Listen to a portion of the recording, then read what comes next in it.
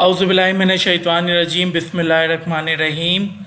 Welcome to the class number 21 of Web 3.0 and Metaverse course.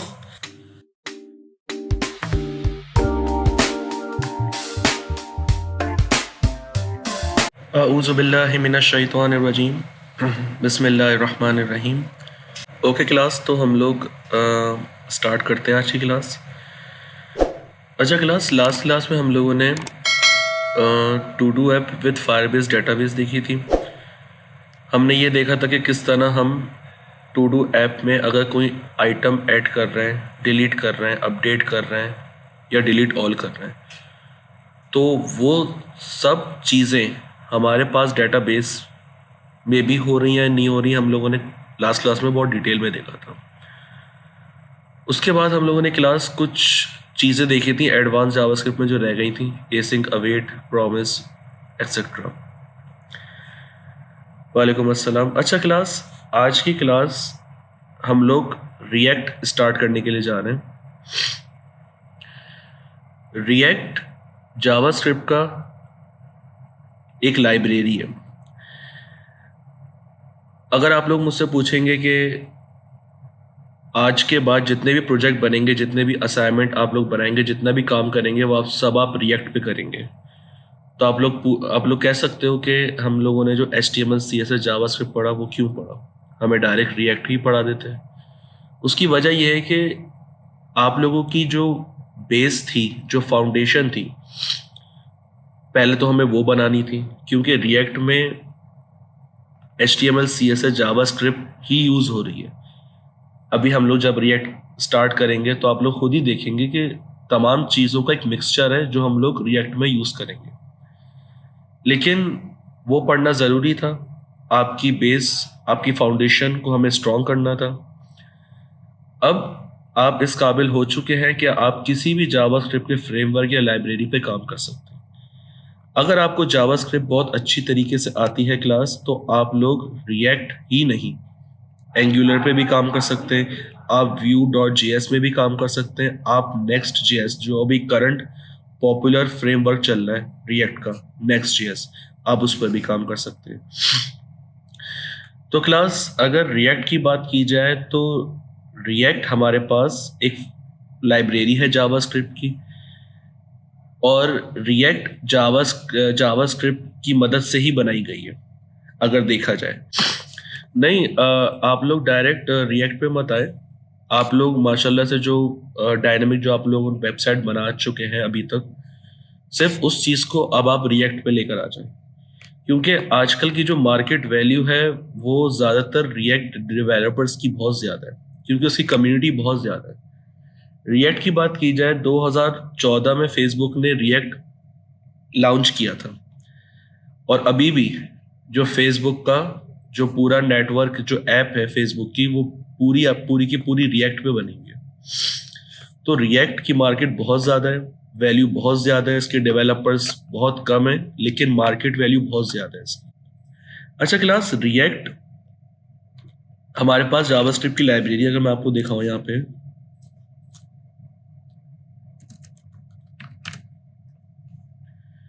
आप Google पे react लिखेंगे, आपके पास ये सर्च इंजन आ जाएगा। ठीक है, पहले पे जाएंगे तो क्लास आपको यहाँ पे लिखा हुआ नजर आ रहा है, the library for web and native user interface. React आपके पास एक जावास्क्रिप्ट की लाइब्रेरी है जो वेब्स और नेटिव यूजर इंटरफेस के लिए है। अच्छा क्लास, जो बड़ी बड़ी एप्लीकेशंस होती हैं वो जाहिर सी बात है किसी प्रोग्रामिंग लैंग्वेज के ऊपर ही नहीं बन पाती पूरी तरीके से। मिसाल के तौर पे मेरे पास एक बहुत ही बड़ी एप्लीकेशन है, उसको मैं जावास्क्रिप्ट की मदद से भी बना सकता हूँ, उसको मैं रिएक्ट की मदद से भी बना सकता हूँ, लेकिन फ़र्क ये है कि अगर मैं वो बड़ी एप्लीकेशन जावास्क्रिप्ट की मदद से बनाऊंगा तो मुझे 1 से 1.5 महीना लगेगा उसको बनाने में, लेकिन अगर वही एप्लीकेशन सेम मैं रिएक्ट पे बनाऊंगा तो मुझे मुश्किल से 15 से 20 दिन लगेंगे, मुश्किल से 15 दिन लगेंगे, चले 15 दिन कह लें, क्योंकि रिएक्ट में आपके पास बहुत सारे टूल्स, बहुत सारी टेक्निक्स आ जाती हैं जो कि जावास्क्रिप्ट में नहीं है। तो अब जाहिर सी बात है, जब आप लोगों ने HTML CSS पढ़ा तो आप लोग लैंडिंग पेज, स्टैटिक वेबसाइट्स भी बनाने के काबिल हो गए थे। तो आप लोगों को करना ये पड़ रहा था कि बार बार एक ही एलिमेंट को टारगेट करो, उसकी प्रॉपर्टीज लिखो, ये सब एंड सो ऑन। जब बूटस्ट्रैप आया, जब टेलविंड आया, तो उसने आपकी ज़िंदगी थोड़ी आसान कर दी। अगर आपको नेव बार चाहिए किसी वेबसाइट में तो आप नेव बार कॉपी पेस्ट करें और यूज़ करें, लेकिन जाहिर सी बात है कुछ चेंजेस तो आप उसमें करेंगे, लेकिन आपको पूरा वो नेव बार बनाना नहीं पड़ेगा। तो फ्रेमवर्क्स और लाइब्रेरी क्या करते हैं कि कुछ आसानियां पैदा करते थे हमारे लिए। तो और जावास्क्रिप्ट की जो लाइब्रेरी है रिएक्ट, ये हमारे लिए बहुत ही यूजफुल और मीनिंगफुल साबित होने वाली है। उसकी वजह ये है, अच्छा पहली बात तो ये कि रिएक्ट हमारे पास SPA है। रिएक्ट जो वर्क करती है वो SPA पे वर्क करती है। अब SPA क्या चीज़ है? SPA stands for single page application. आप लोगों ने नोटिस करा होगा, अगर मैं आप लोगों को दिखाऊं daraz.pk की वेबसाइट, आप लोग देख सकते हैं मेरे पास ये दराज की वेबसाइट है। अब मिसाल के तौर पे मैं ग्रोसरीज पे चले गया, फ्रेश प्रोडक्ट्स पे मैंने क्लिक करा, आप देखें यहाँ पे पेज लोड हो रहा है। SP हमारे पास होती है सिंगल पेज एप्लीकेशन। मतलब ये कि एक दफ़ा आपकी पूरी एप्लीकेशन लोड होगी, उसके बाद उस एप्लीकेशन के जिस भी पेज पे आप जाएंगे तो उससे होगा क्या कि आपकी एप्लीकेशन दोबारा रीलोड नहीं होगी। क्लास समझ में आ रही है बात? अभी आपको इसका फर्क आगे जाके जब हम रिएक्ट बहुत डिटेल में पढ़ेंगे तब फर्क समझ में आएगा।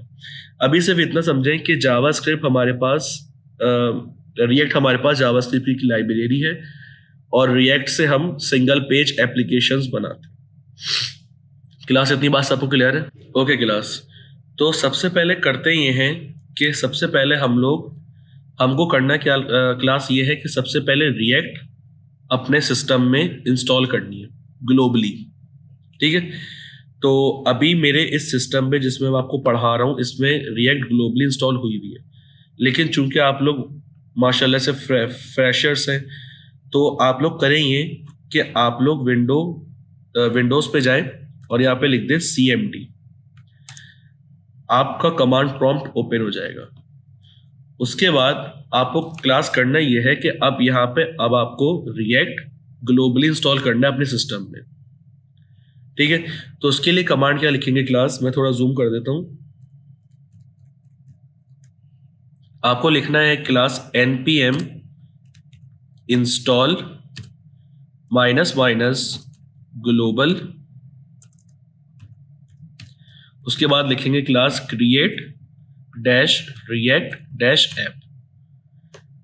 क्लास आपको ये पूरी कमांड लिखनी है CMD पर, और जैसे ही आप एंटर करेंगे थोड़ा टाइम लेगा और ये आपका रिएक्ट का पूरा जो कॉन्फ़िगरेशन है, जितनी भी चीज़ें इसकी, वो आपके ग्लोबल सिस्टम में इंस्टॉल कर देगा। क्लास यहाँ तक बात सबको समझ में आती है? Okay class. अच्छा क्लास, क्या अभी मैं कमेंट्स देख रहा था, किसी ने पूछा था कि सर अभी तक हम लोगों ने जितना पढ़ लिया है उससे अर्न करना भी हमें बता दें।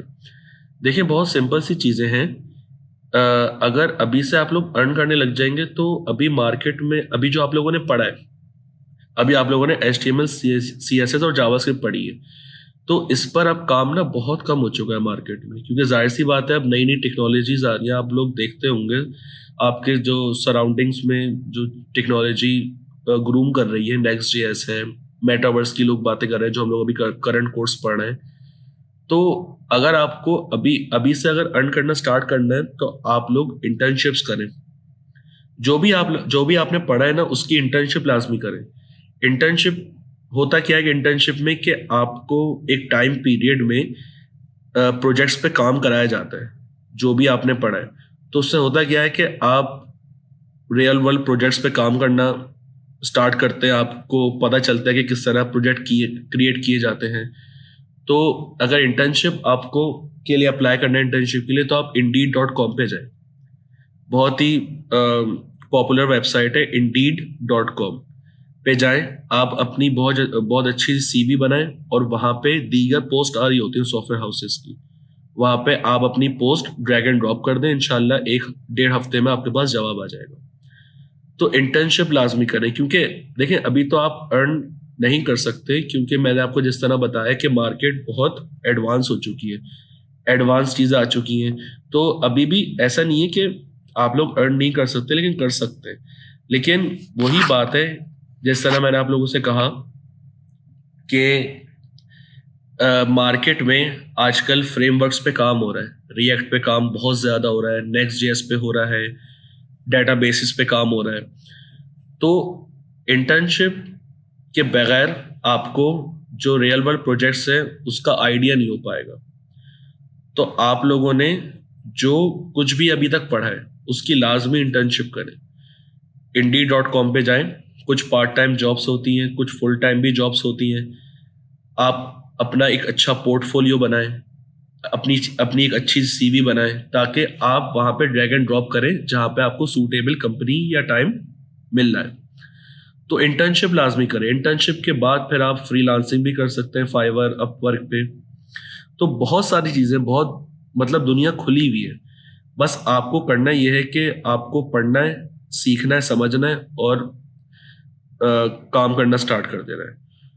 जी बिल्कुल, बिलाल हुसैन, Indeed.com पे आप जाएंगे, वहाँ पे बहुत सारे सॉफ्टवेयर हाउस अपनी पोस्ट डालते हैं अगर उनके पास कोई इंटर्नशिप की सीट अवेलेबल है। इंटर्नशिप के लिए भी वहाँ पे पोस्ट आती हैं, जॉब्स के लिए भी आती हैं। तो आप लाजमी अप्लाई करें, अपना अच्छा सा पोर्टफोलियो बनाएं, अच्छी सी सीवी बनाएं, और जो आपने प्रोजेक्ट्स बनाए HTML CSS जावास्क्रिप्ट में वो अपने पोर्टफोलियो में लगाएं। तो अपना मतलब इतना अच्छा आप अपना पोर्टफोलियो सीवी बनाएं कि लोग आपको हायर करना स्टार्ट कर दें। तो एक तो ये तरीका है। दूसरा तरीका ये है कि अभी रिएक्ट पढ़ें आप लोग, उसके बाद फिर आप लोग इंटर्नशिप करें। तो उससे होगा क्या कि आपकी वैल्यू बढ़ेगी, आपकी जो कीमत है वो आपकी बढ़ेगी। तो आप हर जगह काम भी कर सकते हैं अगर आपके पास एक्सपीरियंस होगा। अच्छा, इंटर्नशिप करते हैं तो एक्सपीरियंस भी आ जाता है। अब कुछ कहीं जगह जॉब के लिए जाओ तो बोलते हैं एक्सपीरियंस लेकर आओ। तो होगा ये कि जो आपने पढ़ा हुआ है उस पर इंटर्नशिप करें, उस पर काम करें, फील्ड को थोड़ा 1-2 साल के लिए फील्ड के लिए काम करें, तो इंशाल्लाह ताला आपको रिटर्न बैक लाजमी मिलेगा। अब पोर्टफोलियो, बहुत सारे पोर्टफोलियो हैं। अगर आप यूट्यूब या ChatGPT पे जाएं तो बहुत सारे आपको टेम्पलेट्स मिल जाएंगे। पोर्टफोलियो बेसिकली आपका एक समझ लें सीवी ही होता है, लेकिन उसमें होता ये कि आपकी पिक्चर होती है, कुछ डिस्क्रिप्शन होती है कि आप क्या हैं, आप क्या कर रहे हैं और आप किस चीज़ के स्पेशलिस्ट हैं। आपकी कुछ डिटेल्स आ रही होती है आपकी एजुकेशन के बारे में, आपकी स्किल्स की इंफॉर्मेशन आ रही होती है कि आप किस किस स्किल्स में काम कर सकते हैं। उसके अलावा आपने जो प्रोजेक्ट्स बनाए हुए वो भी आप पोर्टफोलियो के अंदर लगा सकते हैं। तो बहुत सारी चीज़ें हैं देखने के लिए, लेकिन बेस्ट तरीका ये है कि आप यूट्यूब पे जाएं और वहाँ पे जाके बहुत अच्छे अच्छे प्लेटफॉर्म्स मिल जाएंगे, बहुत अच्छी अच्छी चीज़ें मिल जाएंगी। तो आप उनको एक दफ़ा देखें और अपना एक अच्छा सा पोर्टफोलियो बना के Indeed.com पे ड्रैग एंड ड्रॉप कर दें। ठीक है क्लास, तो स्टार्ट करते हैं। अच्छा क्लास, जब आप लोग ये कमांड चला लेंगे उसके बाद होगा क्या कि आपको बनाना है क्लास एक फोल्डर। मैंने बनाया यहाँ पे एक फोल्डर क्लास 01 के नाम से, ठीक है। इसके अंदर आया, कमांड प्रॉम्प्ट ओपन करा क्लास मैंने, और यहां पे आके मैं थोड़ा जूम कर देता हूं उसको। यहां पे आके लिखूंगा क्लास npx। ठीक क्लास, ये जो कमांड है इसको नोट कर लें। ये आपको आगे जाके भी आपको यही कमांड काम आने वाली है। क्लास आप एक फोल्डर बनाएंगे, उस फोल्डर में हम cmd खोलकर कोड स्पेस डॉट लिखते थे VS कोड खोलने के लिए। अब यहाँ पे आपको इस फोल्डर के अंदर रिएक्ट का प्रोजेक्ट क्रिएट करना है। एक तो आपने रिएक्ट इंस्टॉल कर लिया अपने सिस्टम में, अब आप प्रोजेक्ट बनाएंगे। तो क्लास यहाँ पे लिखेंगे आप npx create react app। ये लिखना लाजमी है, ठीक है। उसके बाद स्पेस देकर आप जो रिएक्ट का प्रोजेक्ट बना रहे हैं उसका नाम लिख दें। मैंने बोला माय फर्स्ट ऐप, मैंने इसके नाम से फोल्डर कर दिया, और जैसे ही मैं एंटर करूंगा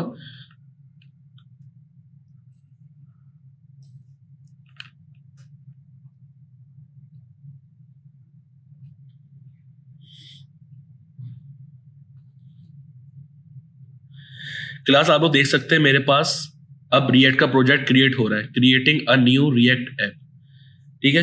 तो ये थोड़ा सा टाइम लेगा क्लास, आप लोग भी साथ साथ करते रहें ताकि आप लोगों को भी चीजें समझ में आए, क्योंकि रिएक्ट का एक मसला है, इसका एनवायरनमेंट अगर आपने समझ लिया ना कि चीजें किस तरह वर्क कर रही हैं, तो आपके लिए ये जो लाइब्रेरी है रिएक्ट बहुत आसान होने वाली है।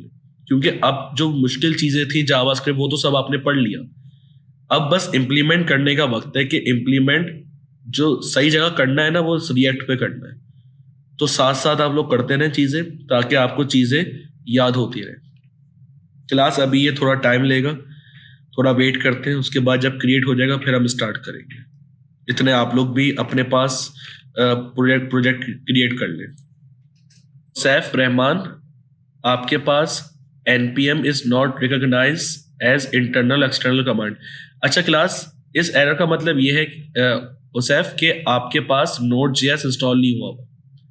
अच्छा क्लास, किसी के पास अगर ये वाला एरर आया ना npm is not recognise as internal external command, तो उसका मतलब ये है कि आपके सिस्टम में Node.js इंस्टॉल नहीं हुआ होगा। तो आप सिंपल यहां पर आएंगे Node.js डाउनलोड, पहले आपको Node.js करना पड़ेगा क्लास। आप पहले लिंक पर आएंगे और यहाँ पे क्लिक करेंगे, आपके पास इस Node.js का सेटअप डाउनलोड हो जाएगा, उसको फिर इंस्टॉल करें, उसके बाद फिर कमांड चलाएं तो आपके पास चल जाएगी। देखो करंट फेवरेट फील्ड कौन सी है ये तो मैं नहीं कह सकता, क्योंकि हर चीज में माशाल्लाह स्कोप है और पैसा भी बहुत है, लेकिन काम करने वाले बहुत कम है मार्केट में। अभी जैसे कि मैं देखता हूं मार्केट को, तो ज्यादातर हमारे पास C#, C++, ASP.NET के डेवलपर्स बहुत बड़ी तादाद में मौजूद हैं। उसकी वजह यह है कि जब ये जो चीज़ें हैं प्रोग्रामिंग लैंग्वेज जो हैं वो 2002 तक की है, तो उसके डेवलपर्स अभी भी हैं, लेकिन अभी जो रिसेंट टेक्नोलॉजी आई है इसके डेवलपर्स बहुत कम है। तो स्कोप है, पैसा भी बहुत है, बस काम करने वाले नहीं है। तो कोशिश करें कि जो आप लोगों ने जावास्क्रिप्ट माशाल्लाह से पढ़ लिया, आपको माशाल्लाह से जावास्क्रिप्ट आती है, तो कोशिश करें कि आप जो रिएक्ट है उसको बहुत ही स्मूथ और बहुत ही अच्छी तरीके से लेके चले। जितने भी जो कॉन्सेप्ट्स हैं अगर क्लियर नहीं हो रहे, कोई एरर आ रहा है, तो वो आप उसको रिजॉल्व करें लाजमी। तो इंशाल्लाह पैसा इसमें भी है, हर चीज़ में पैसा है, बस आपको बस मेहनत करनी है और इंशाल्लाह हो जाएगा काम। Node.js का देख रहे हैं आप लोग की करंट वर्जन है। आप लोग जब Node.js की वेबसाइट पर आएंगे, Node.js डाउनलोड लिखेंगे क्लास, पहले लिंक पर आप आएंगे और उसके बाद ये विंडोज इंस्टॉलर पे आप क्लिक करेंगे, इसमें नीचे वर्जन भी दिख रहा है, वर्जन 20.9.0। आप इसके ऊपर क्लिक करेंगे तो आपके पास करंट वर्जन इंस्टॉल हो जाएगा। नहीं, LTS इंस्टॉल नहीं कीजिएगा, हाँ LTS, ये रिकमेंडेड फॉर मोस्ट यूजर्स, आपको इस पे आना है, इस पे नहीं आना, करंट वाले पे नहीं आना क्लास, LTS पे आना है और इस पे क्लिक कर देना है। क्लास जैसे आप लोग देख सकते हैं मेरे पास भी टाइम ले रहा है, क्योंकि दरअसल बहुत बड़ा प्रोजेक्ट होता है। अब मैं आपको दिखाऊंगा ना ये इतना टाइम क्यों ले रहा है, जब ये पूरा सेटअप हो जाएगा ना फिर मैं आपको बताऊंगा ये इतना टाइम क्यों लेता है। तो मेरे पास भी हो रहा है, आप लोग इतने अपने पास इंस्टॉल कर लें, फिर अच्छा है साथ साथ चलेंगे, ताकि आपको चीज़ अगर कुछ समझ में नहीं आ रही तो वो भी हम डिस्कस कर लें आज की क्लास में, क्योंकि फिर नेक्स्ट क्लास में हम लोग एक स्मूथ वे में आराम से हल्के हल्के आहिस्ता आहिस्ता आगे बढ़ेंगे। क्लास आपको सिंपली कमांड चलानी है npx क्रिएट रिएक्ट ऐप और स्पेस देने के बाद अपने फोल्डर का नाम देखें। आप लोग देख सकते हैं मेरे पास जो मैंने नाम दिया है उसी नाम से मेरा प्रोजेक्ट क्रिएट हुआ है। तो npx क्रिएट रिएक्ट ऐप, फिर स्पेस देके माय फर्स्ट ऐप, जो भी आप नाम रखना चाहें। तो अभी ये इंस्टॉल हो रहा है, थोड़ा वेट करते हैं, उसके बाद फिर स्टार्ट करते हैं। क्लास रिएक्ट आज ख़त्म नहीं होगी, ये एक लाइब्रेरी है, इसमें आपका तकरीबन 1-1.5 महीना जाएगा लाजमी, क्योंकि जाहिर सी बात है हम एक नई चीज़ पढ़ने के लिए जा रहे हैं, तो नई चीज़ में कुछ नई चीज़ें भी होती हैं और जिनको यूज़ करना भी हमें आना चाहिए, तो थोड़ा टाइम लगेगा, अराउंड 2 मंथ्स लगेंगे, लेकिन हो जाएगा। आप जो पूछ रहे हैं कि बेस्ट लॉजिक बिल्डिंग कैसे हमें मिलेगी, तो ये इंटर्नशिप से मिलेगी भाई। ये आपको इंटर्नशिप से मिलेगी। जब आप एक चीज़ पढ़ लें उसके बाद फिर उस चीज़ की प्रैक्टिस करें, इंटर्नशिप करें, तो जब इंटर्नशिप आप करेंगे ना, तो आपको जो प्रोजेक्ट्स दिए जाएंगे उस प्रोजेक्ट्स में फिर आप, जाहिर सी बात है इंसान फंसता है, चीज़ें नहीं होती हैं। एक प्रोजेक्ट आप बनाओगे तो जब वो बनाते हैं ना हम लोग प्रोजेक्ट, तो उसी से हमारी लॉजिक बिल्डिंग बन जाती है। तो अभी आप ये सब चीज़ें पढ़ें और उसके बाद फिर इंशाल्लाह हम लोग आप इस चीज़ में बहुत बेहतर हो जाएंगे। अच्छा, मोहम्मद असद का सवाल है, एनपीएम और एनपीएक्स में क्या फ़र्क है? देखिए, एक वैसे तो बहुत बड़ी चीज़ है ये, लेकिन अभी छोटा सा कॉन्सेप्ट दे देता हूँ। एनपीएम, देखें, अगर हमें कोई सी भी लाइब्रेरी, कोई सा भी फ्रेमवर्क अगर इंस्टॉल करना है तो हम एनपीएम यूज़ करते हैं, पहली बात। दूसरी बात ये कि एनपीएम होता है आपके पास नोड पैकेज मैनेजर, एनपीएम।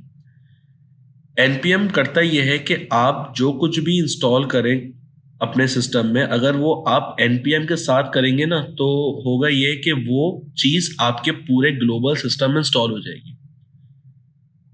ठीक है, जैसे कि अभी हम लोगों ने करा npm install create react app, enter कर दिया, तो हमने करा ये कि अपनी रिएक्ट ऐप को अपने सिस्टम में पूरे ग्लोबली इंस्टॉल कर दिया। ये है npm। अभी जो मैंने करा npx क्रिएट रिएक्ट ऐप और अपने प्रोजेक्ट का नाम दिया, ये मैंने इसलिए करा क्योंकि ये हमारा टेम्पररी प्रोजेक्ट है। जब भी हम कुछ बनाते हैं npx के साथ, कुछ भी इंस्टॉल करते हैं या कुछ क्रिएट करते हैं npx के साथ, तो npx करता ये है कि उस चीज को पूरे सिस्टम में ग्लोबली इंस्टॉल नहीं करता, उसको सिर्फ अभी लोकली रखता है। होगा ये कि अगर मैं हर चीज में npm करूंगा ना, तो वो हर चीज ग्लोबली इंस्टॉल हो जाएगी। अब मेरा जो प्रोजेक्ट है वो अभी लोकल चल रहा है, मेरा भी जो मेरा प्रोजेक्ट है npx जो मैंने करा, लेकिन अगर मैं npm करूंगा तो मेरा वो ग्लोबल हो जाएगा। तो उससे होगा क्या कि हर चीज मैं ग्लोबली सिस्टम में इंस्टॉल करूंगा तो मेरा सिस्टम डाउन हो जाएगा। तो इसलिए हम लोग करते ये हैं कि रिएक्ट ऐप को हम पूरा ग्लोबली इंस्टॉल कर लेते हैं, फिर जब हमें कोई प्रोजेक्ट बनाना पड़ता है रिएक्ट का, तो फिर हम लोग npx यूज करते हैं ताकि वो प्रोजेक्ट हमारा लोकली सेव हो, ग्लोबली इंस्टॉल ना हो। तो ये एक सिंपल सा फर्क है। देखिए, आप टेम्पररी करें या परमानेंट करें, टाइम लगेगा। अब ये टाइम क्यों लग रहा है, जब मैं इंशाल्लाह अभी ये प्रोजेक्ट क्रिएट हो जाए तो फिर मैं आपको बताऊंगा ये टाइम क्यों ले रहा है इतना ज़्यादा। लेकिन टाइम दोनों में लगता है, चाहे आप npx से करें या npm से करें। शायद Next.js हमारे इस कोर्स का पार्ट नहीं है, लेकिन जब आपने रिएक्ट पूरी समझ ली ना, तो Next.js बहुत ही आपके लिए आसान हो जाएगी, क्योंकि Next.js फ्रेमवर्क है रिएक्ट का। रिएक्ट को बना के ही Next.js बनाया है, रिएक्ट की मदद से Next.js बना है। तो अगर आपने रिएक्ट पूरी सीख ली तो Next.js आपके लिए कोई मसला ही नहीं है। सेम कॉन्सेप्ट है, सेम चीज़ है, कुछ भी फर्क नहीं है, सिर्फ 2 चीज़ों का फर्क है, वो आप लोग खुद से सेल्फ स्टडी भी कर सकते हैं। क्लास हम लोग देखते हैं हमारा प्रोजेक्ट क्रिएट हुआ या नहीं हुआ। अच्छा क्लास, कभी कभार ना हमारा नेटवर्क का भी इशू आता है। ये जो हम कर रहे हैं ना, प्रोजेक्ट क्रिएट कर रहे हैं रिएक्ट का, इसके लिए नेट होना बहुत ज़रूरी है। अगर नेट स्लो होगा तो आपका प्रोजेक्ट भी मुश्किल से क्रिएट होगा। तो अब पहले HTML CSS जावास्क्रिप्ट में नेट जो आपका था, नेटवर्क जो नेट हमारा इंटरनेट है, वो मैंडेटरी नहीं था, लेकिन अब मैंडेटरी है, लाजमी है, क्योंकि आपकी हर चीज़ अब आप नेट के ऊपर चलेगी। आप प्रोजेक्ट क्रिएट करें, आप रिएक्ट प्रोजेक्ट को स्टार्ट करें, क्रिएट करना स्टार्ट करना, सब कुछ आपका इंटरनेट पर बेस्ड होगा। अभी शायद मेरा थोड़ा स्लो चल रहा है, तभी ये मेरा प्रोजेक्ट थोड़ा देर से क्रिएट करना है, वरना हो जाता है जल्दी से। एक काम करते हैं, हो चुका है मेरा क्लास। आप लोग देख सकते हैं कि मेरा जो रिएक्ट का प्रोजेक्ट है वो कंप्लीटली सक्सेसफुल हो चुका है। अब क्लास करना यह है कि इस CMD को आप बंद करेंगे। जो मैंने बनाया था अपना प्रोजेक्ट का जो फोल्डर का जो नेम दिया था माय फर्स्ट ऐप, ये मेरे पास फोल्डर बन चुका है। क्लास ज़्यादा बात आपको समझ में आती है? जो अभी तक मैंने चीज़ें बताई हैं, कोई कंफ्यूजन है तो पूछ ले। साहिल, वो एरर नहीं है, वो है वार्निंग, उसको आप इग्नोर करें, वो आपके पास चल जाएगा। ठीक है क्लास, चले आगे बढ़ते हैं। अब मैं जाता हूँ क्लास इस प्रोजेक्ट इस फोल्डर के अंदर, तो आप लोग देख सकते हैं कि मेरे पास रिएक्ट ने कुछ फोल्डर्स और कुछ फाइल्स मुझे बना के दी है। यहाँ पे आप देख सकते हैं डॉट गेट का फोल्डर है, नोड मॉड्यूल्स देखेंगे क्या होता है, पब्लिक का फोल्डर है, SRC है, डॉट गेट इग्नोर की फाइल है, पैकेज है, पैकेज लॉग की फाइल है, रीडमी है। तो क्लास करना यह है कि यहाँ पे आपका प्रोजेक्ट क्रिएट हो गया था। अब आप इसके फोल्डर के अंदर आएंगे अपने प्रोजेक्ट के और यहाँ पे करेंगे क्लास CMD। ठीक है, यहाँ पे CMD करेंगे और यहाँ पे आप खोलेंगे अपना VS कोड। मैंने करा कोड स्पेस डॉट।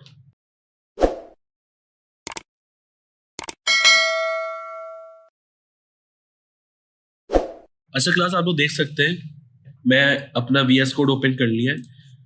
अच्छा क्लास, थोड़ा अब इस रिएक्ट का जो स्ट्रक्चर है, फाइल स्ट्रक्चर, और इसका जो जिस तरह रिएक्ट वर्क करती है उसको थोड़ा समझेंगे। अच्छा क्लास, हमारे पास जैसे मैंने बताया कि रिएक्ट हमारे पास सिंगल पेज एप्लीकेशन का काम करती है। अच्छा, रिएक्ट में क्लास हमारे पास, अब हम लोगों ने जब जावास्क्रिप्ट पढ़ी थी तो हमने डॉम का चैप्टर पढ़ा था क्लास। डॉम क्या करता है? डॉक्यूमेंट ऑब्जेक्ट मॉडल होता है जो हमारा जितनी भी चीजें हैं उनको विंडो पे शो करवाता है थ्रू डॉम। अच्छा क्लास, देखा जाए अदर फ्रेमवर्क्स में जैसे एंगुलर है, Vue.js है और ये रिएक्ट है। रिएक्ट की मार्केट और इसकी कम्युनिटी और इसकी जो इंपॉर्टेंस है वो एंगुलर और Vue से ऊपर है। अब ऐसा क्यों? एंगुलर पे भी काम होता है बहुत, एंगुलर की भी कम्युनिटी बहुत बड़ी है, Vue पे भी काम होता है, लेकिन फर्क ये है कि अब आपको बताऊं, अगर आपके पास यहाँ पे क्लास एक है पब्लिक फोल्डर, ठीक है, इस पब्लिक के फोल्डर में आप आएंगे तो आपके पास कुछ आइकन्स है, कुछ इमेजेस है और आपके पास सिर्फ ये एक फाइल है index.html की। जब इसको मैं ओपन करता हूँ क्लास, तो आप लोग देख सकते हैं कि मेरे पास index.html में कुछ टेक्स्ट, कुछ एलिमेंट्स बने हुए। अच्छा, जो कमेंट हुई हुई चीजें उनको मैं हटा देता हूं ताकि आपको समझने में कंफ्यूजन ना हो। अच्छा क्लास, आप लोग देख सकते हैं कि मेरे पास बॉडी के अंदर एक डिव बना हुआ है और उसकी आईडी है रूट।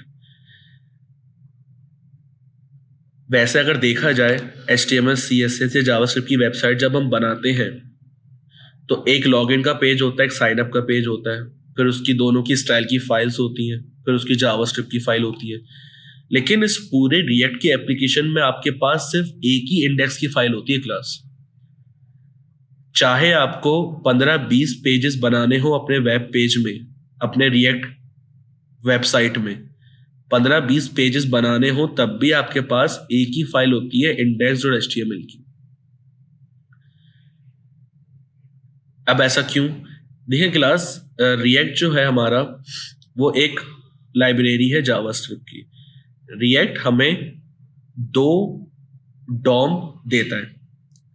अब डॉम का क्या मतलब है आप लोगों को तो पता है, डॉम डॉक्यूमेंट ऑब्जेक्ट मॉडल। लेकिन हर फ्रेमवर्क या लाइब्रेरी का, जो जावास्क्रिप्ट की लाइब्रेरी फ्रेमवर्क है, उसका कोई ना कोई डॉम होता है, क्योंकि डॉम के ऊपर ही वो चीजें हमें दिखाई देती हैं। रिएक्ट एंगुलर और Vue के मुकाबले में ज्यादा एफिशिएंट इस वजह से है क्योंकि रिएक्ट हमें 2 डॉम प्रोवाइड करता है। एंगुलर एक डॉम प्रोवाइड करता है और Vue भी एक डॉम प्रोवाइड करता है। अब डॉम को सबको पता है, डॉम होता क्या है कि आपके जितने भी एलिमेंट्स हैं वो जो आपको ब्राउजर पे नजर आते हैं वो थ्रू डॉम ही नजर आते हैं। तो ये हमें 2 डॉम क्रिएट करके देता है। एक डॉम होता है हमारे पास रियल डॉम और दूसरा होता है क्लास हमारे पास वर्चुअल डॉम। एक होता है क्लास रियल डॉम और दूसरा होता है क्लास वर्चुअल डॉम। अच्छा क्लास, हम जितना भी काम करेंगे क्लास, वो जाके, अब मिसाल के तौर पे मुझे कोई जैसे कि हम आ जाते हैं डॉम में, पीछे चले जाते हैं हम लोग, तो हम लोग क्या करते थे, बॉडी के अंदर एक डिव बनाते थे, उसको आईडी देते थे, और हम करते ये थे कि इस डिव के अंदर हमें LI H1 पैराग्राफ बनाना है जावास्क्रिप्ट के थ्रू। तो हम करते ये थे कि पहले क्रिएट एलिमेंट करते थे, LI बनाते थे, उसका एलिमेंट बनाते थे, फिर H1, फिर P, फिर उन तमाम चीज़ों को इस डिव के अंदर डालते थे थ्रू अपेंड चाइल्ड। तो सेम वही कॉन्सेप्ट समझ लें आप लोग कि हम लोग रिएक्ट पे सारा काम जो करेंगे अपना, वो सारा काम हम पुश करवाते रहेंगे इस डिव के अंदर। क्लास ये वाली बात सबको समझ में आई कि हम जितनी भी फाइल्स बनाएंगे, अच्छा यहाँ पे जो फाइल्स सबसे ज्यादा बनेंगी वो जावास्क्रिप्ट की ही फाइल बनेगी सबसे ज्यादा, उनके अंदर तमाम काम होंगे, और वो तमाम काम, जितनी भी स्टाइलिंग होगी, जितनी भी फंक्शनैलिटी होगी, वो सारा इस डिफ के अंदर आके हमारे पास सेव हो जाएगा। क्लास इतनी बात सबको समझ में आती है? अच्छा क्लास, तो हमारी इस पूरी रिएक्ट एप्लीकेशन के अंदर सिर्फ एक इंडेक्स और HTML की फाइल होती है। अच्छा, जो हमारा मेन फोल्डर है ना क्लास, वो है हमारा SRC का फोल्डर, जिसपे हम सारा काम करेंगे। पब्लिक के फोल्डर के अंदर आपके पास सिर्फ एक इंडेक्स की फाइल होती है, इसको ना आपको छेड़ना है ना कुछ करना है, इसको बस ऐसे ही सेव कर दें और इसको बंद कर दें, आपका पब्लिक का फोल्डर बंद हो गया। ठीक है क्लास। अच्छा क्लास, उसके बाद पब्लिक के फोल्डर्स के ऊपर देख सकते हैं आपके पास एक फोल्डर है नोट मॉड्यूल्स का। नोट मॉड्यूल्स, अगर मैं ये कहूं कि नोट मॉड्यूल्स के बगैर रिएक्ट एप्लीकेशन नहीं चल सकती, तो ये बात गलत नहीं होगी। जितनी भी हमारी जो रिएक्ट एप्लीकेशन वर्क करेगी, जितना भी हम काम करेंगे रिएक्ट के अंदर, जितनी भी चीजें इंस्टॉल करेंगे, वो सारी चीजें हमारी नोड मॉड्यूल्स के अंदर होंगी। अब मिसाल के तौर पे इस प्रोजेक्ट में मेरे पास ना बूटस्ट्रैप है, ना ही फायरबेस है। सपोज कर लें मेरे इस प्रोजेक्ट में ना ही फायरबेस ऐड है, ना ही बूटस्ट्रैप ऐड है। तो अगर मैं बूटस्ट्रैप और फायरबेस इसमें ऐड करूंगा ना, तो उसकी जितनी भी फाइल्स होंगी वो इस सब नोड मॉड्यूल्स के अंदर जाएंगी। अगर मैं ये नोड मॉड्यूल्स हटा दूंगा तो हमारी रिएक्ट एप्लीकेशन चलेगी नहीं। हमारी रिएक्ट एप्लीकेशन जो वर्क करती है वो नोड मॉड्यूल्स के मुताबिक ही वर्क करती है। अब इसको जब मैं खोलूंगा नोड मॉड्यूल्स को, तो आप देख सकते हैं मेरे पास कितने सारे फोल्डर्स हैं। मैं ये स्क्रॉल करता जा रहा हूं, देखिए कितने सारे फोल्डर्स हैं। तभी हमारी एप्लीकेशन में टाइम लग रहा था। चाहे npm से करें या npx से करें, टाइम लगता है। उसकी वजह यह है कि नोड मॉड्यूल्स हमारे पास बहुत ही हैवी फोल्डर होता है, बहुत ही हैवी चीज होती है हमारे पास रिएक्ट एप्लीकेशन में। इसके अंदर आप लोग देख सकते हैं कितने सारे फोल्डर्स हैं, कितने सारे आप लोग देख सकते हैं इसके अंदर। ये देखें इतने सारे फोल्डर्स हैं, और हर फोल्डर के अंदर आपको दिखाऊं तो कितनी सारी फाइल्स हैं। ये देखें हर फोल्डर के अंदर भी कुछ फोल्डर्स हैं, उनके अंदर भी फाइल्स हैं। तो बहुत बहुत हैवी है हमारे पास ये नोड मॉड्यूल्स का फोल्डर। तो ये मैंडेटरी है नोड मॉड्यूल्स, इसके बगैर आपकी रिएक्ट एप्लीकेशंस नहीं चल सकती। अच्छा क्लास, अब मुझे सिर्फ करना ये है कि अब मुझे इस रिएक्ट ऐप को चलाना है। अब हम करते तो ये थे HTML CSS जावास्क्रिप्ट में कि हम लोगों ने HTML का कॉपी बात करा या फिर लाइव सर्वर ऑन कर दिया। लेकिन अब यहाँ पे ये काम नहीं होगा। हम रिएक्ट के प्रोजेक्ट को इस तरह नहीं चला सकते। रिएक्ट की ऐप को चलाने के लिए हमें एक सर्वर की जरूरत पड़ेगी। रिएक्ट की एप्लीकेशन को चलाने के लिए हमें क्लास एक सर्वर की जरूरत पड़ेगी, चाहे वो लोकल हो या नॉन लोकल हो। तो ये रिएक्ट की जो एप्लीकेशन है वो हमारे सर्वर पे चलेगी। तो रिएक्ट जब हम प्रोजेक्ट क्रिएट करते हैं तो रिएक्ट हमें एक लोकल सर्वर प्रोवाइड करता है क्लास। रिएक्ट का अपना बनाया हुआ लोकल सर्वर है। जब हम करते हैं ना class npx create react app, फिर हम अपने फोल्डर का नाम देते हैं, तो जब हमारा जो पूरी एप्लीकेशन पूरा फोल्डर बनता है तो उसमें हमें एक लोकल सर्वर भी हमें रिएक्ट देता है। अभी लोकल सर्वर मेरे इस प्रोजेक्ट के अंदर मौजूद है, बस उसको मुझे लोकल सर्वर को स्टार्ट करना है और मेरी रिएक्ट एप्लीकेशन स्टार्ट हो जाएगी। क्लास ज़्यादा बात सबको समझ में आई जो मैंने बताई है? स्टार्ट करें रिएक्ट को। ओके क्लास, अब मुझे करना ये है कि क्लास के इस रिएक्ट एप्लीकेशन को मुझे रन करना है। क्लास में यहाँ पर आऊँगा अपने फोल्डर में, और आप लोग देख सकते हैं मैंने अपने ही फोल्डर में दोबारा कर देता हूँ मैं इस जगह पे आ गया क्लास, जहाँ पे मेरे नोट मॉड्यूल्स पब्लिक और SRC का फोल्डर है। क्लास यहाँ पे मैं खोलूंगा CMD, ठीक है। अच्छा क्लास, अब आपको सिर्फ एक कमांड चलानी है और आपकी जो रिएक्ट एप्लीकेशन है वो रन हो जाएगी लोकल सर्वर पे। आपको क्लास लिखना ये है npm start।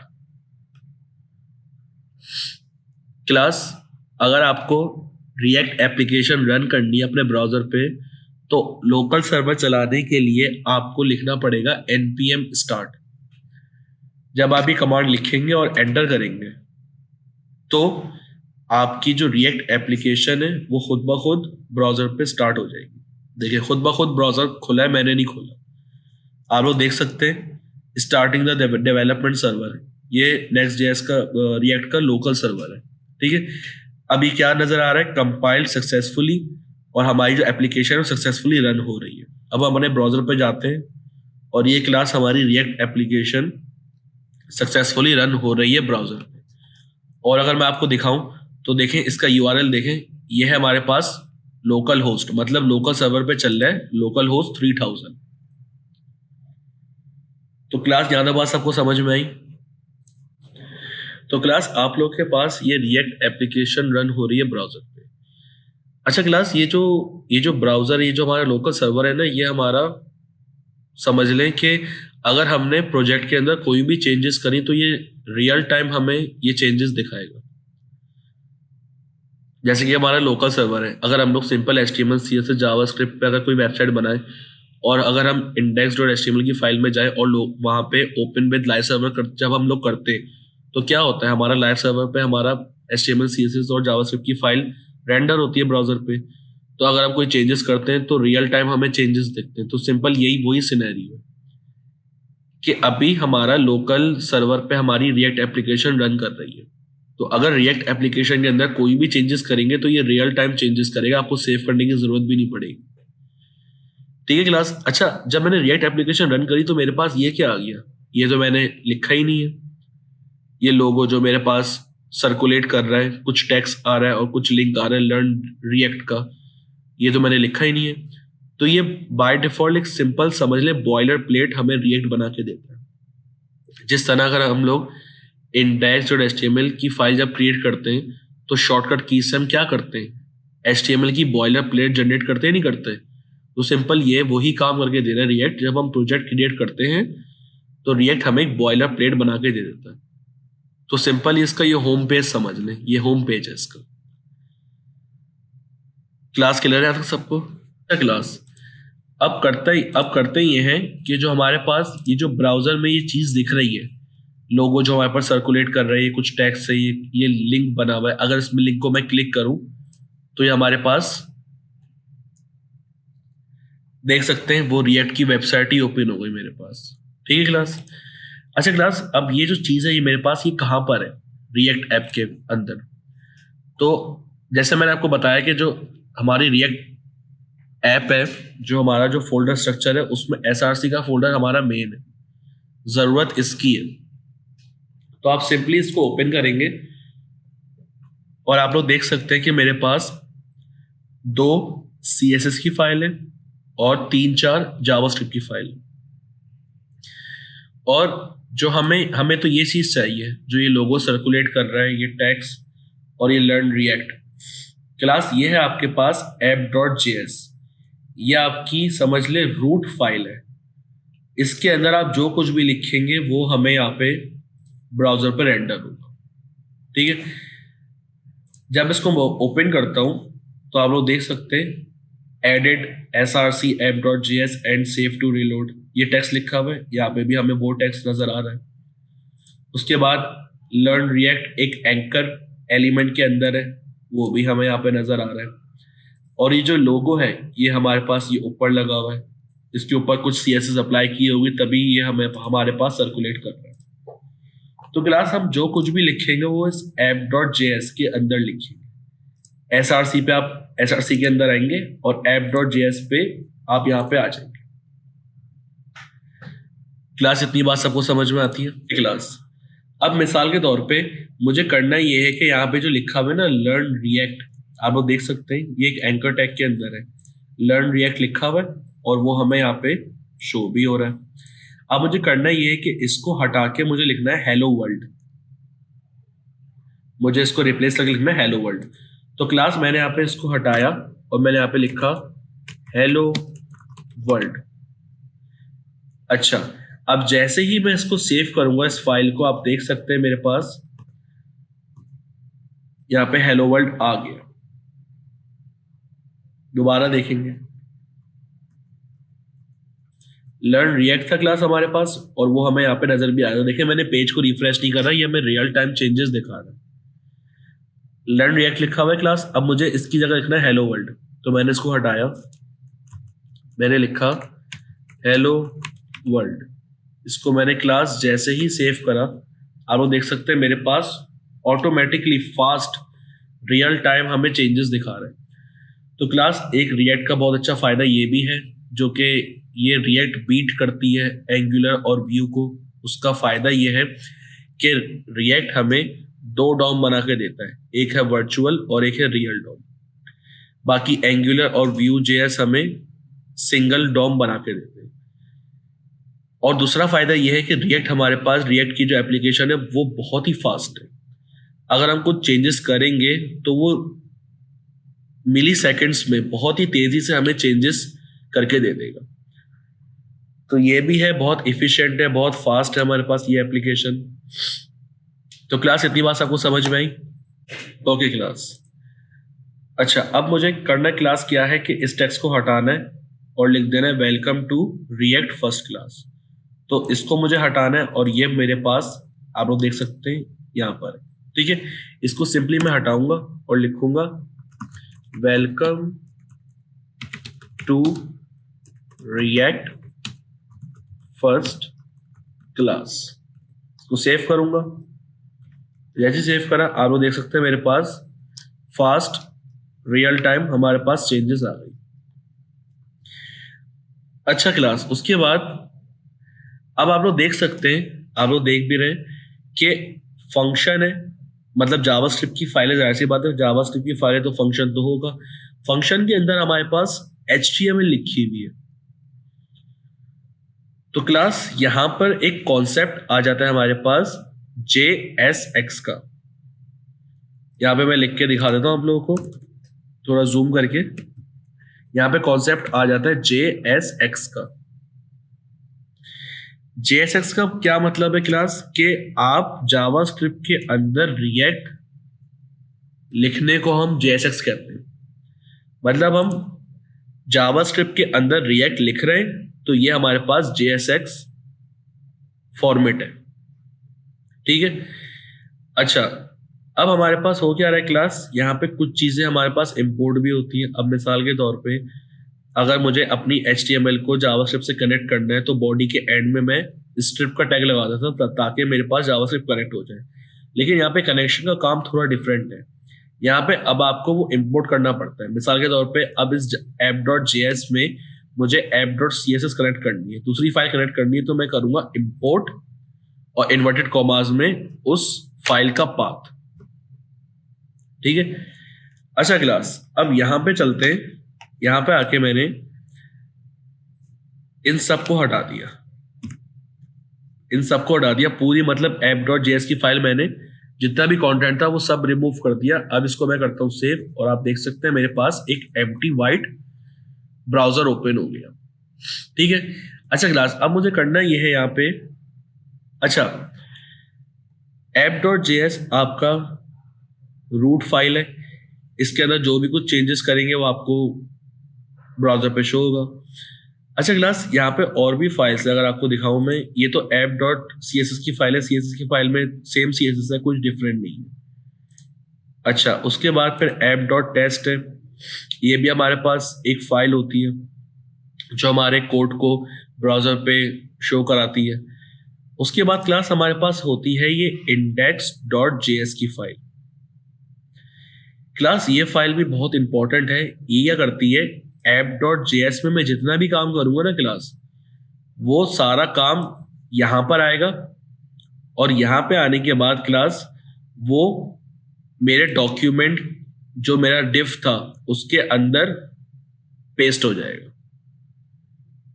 मतलब ये कि यहाँ पे मैं कुछ भी, अब आपको मैंने इंडेक्स का जो फाइल दिखाई थी उसमें क्या था, div के अंदर एक आईडी थी और div एम्प्टी था।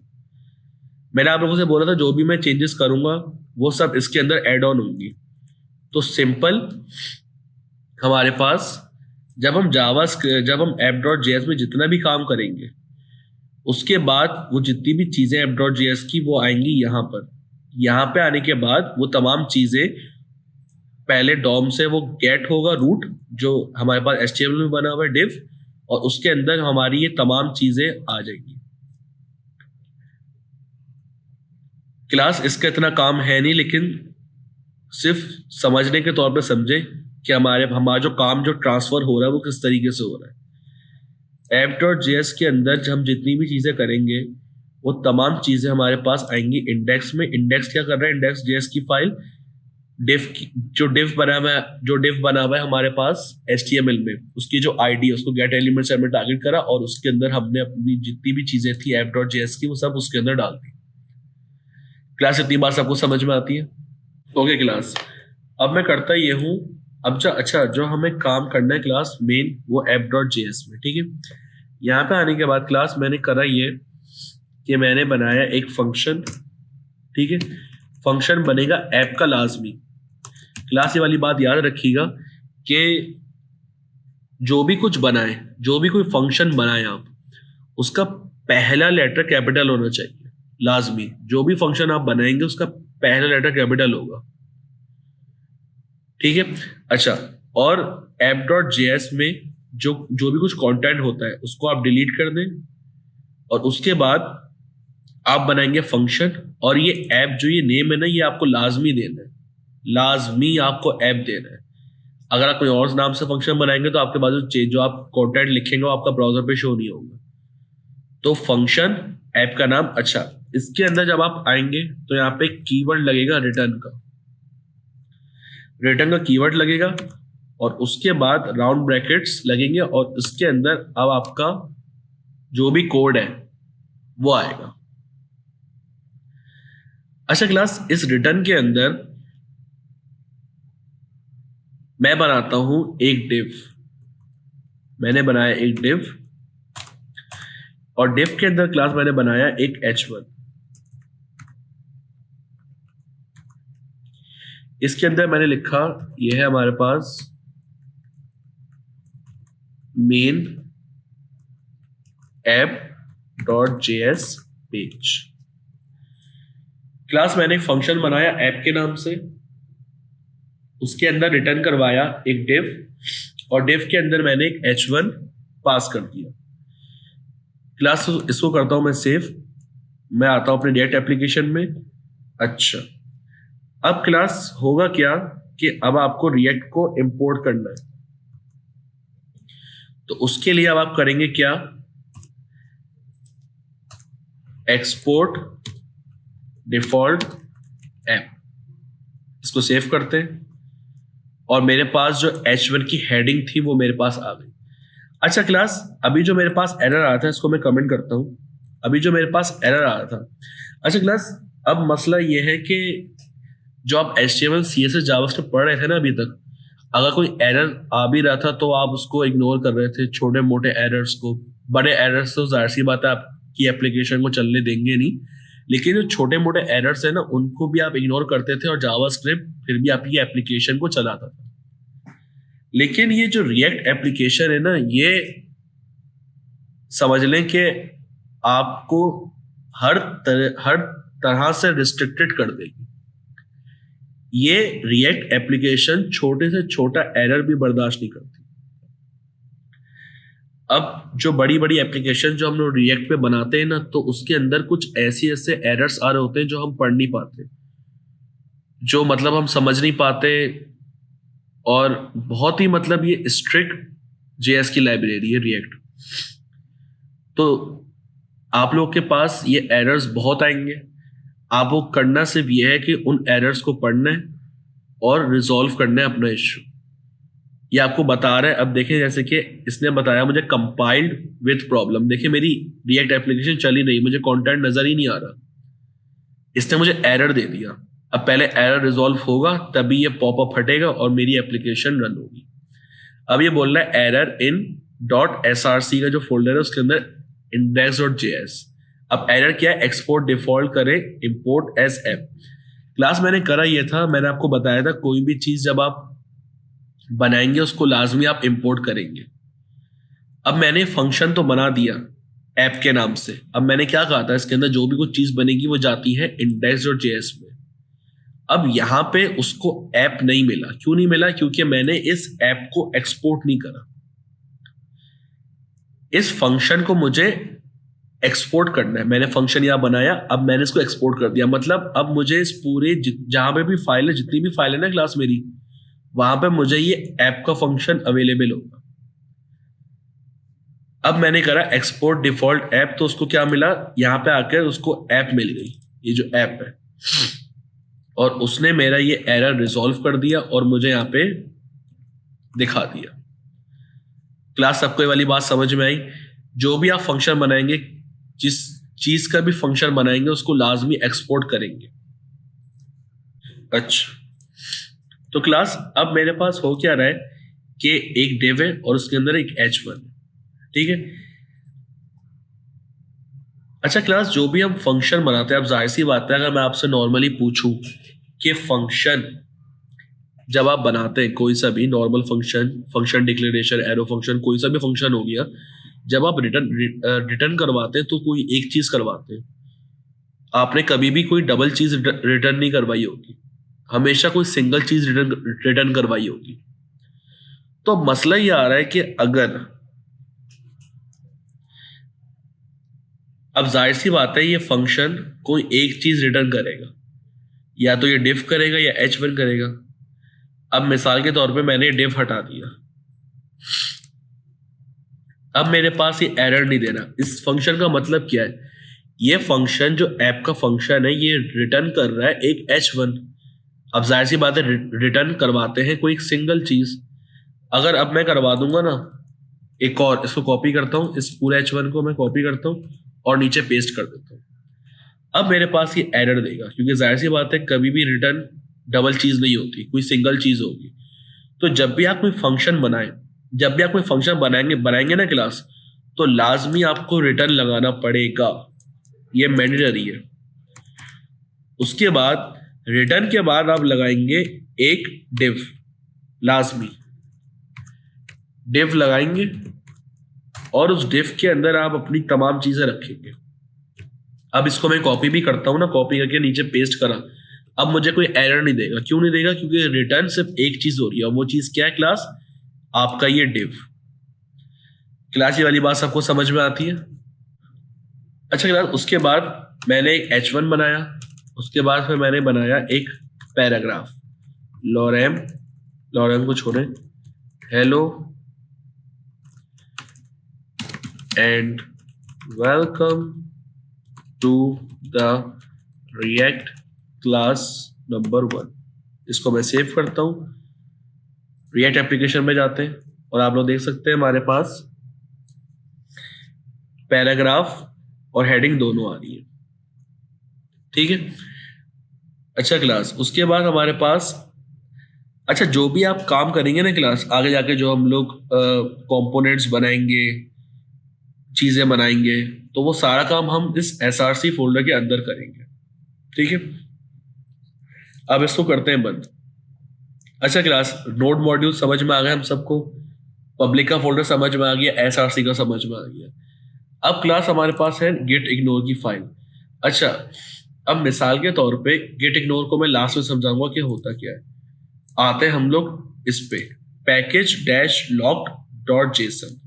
अच्छा क्लास, ये आपके पास जो जेसन की जो फाइल है, ये बहुत ही इंपॉर्टेंट फाइल है।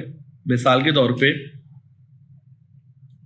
अब ये लाइब्रेरी है रिएक्ट, अब इस लाइब्रेरी के अंदर बूटस्ट्रैप नहीं है, मुझे बूटस्ट्रैप को इंस्टॉल करना है, तो मैं कोई कमांड लिखूंगा जैसे कि npm इंस्टॉल बूटस्ट्रैप लिखूंगा, तो मेरे पास बूटस्ट्रैप पर जितनी भी फाइल, जितना भी सेटअप है, वो तमाम फाइल्स नोड मॉड्यूल्स पे जाएंगी और यहाँ पे मेरे पास उसकी तमाम डिटेल्स बूटस्ट्रैप की यहाँ पे हमें शो हो जाएंगी।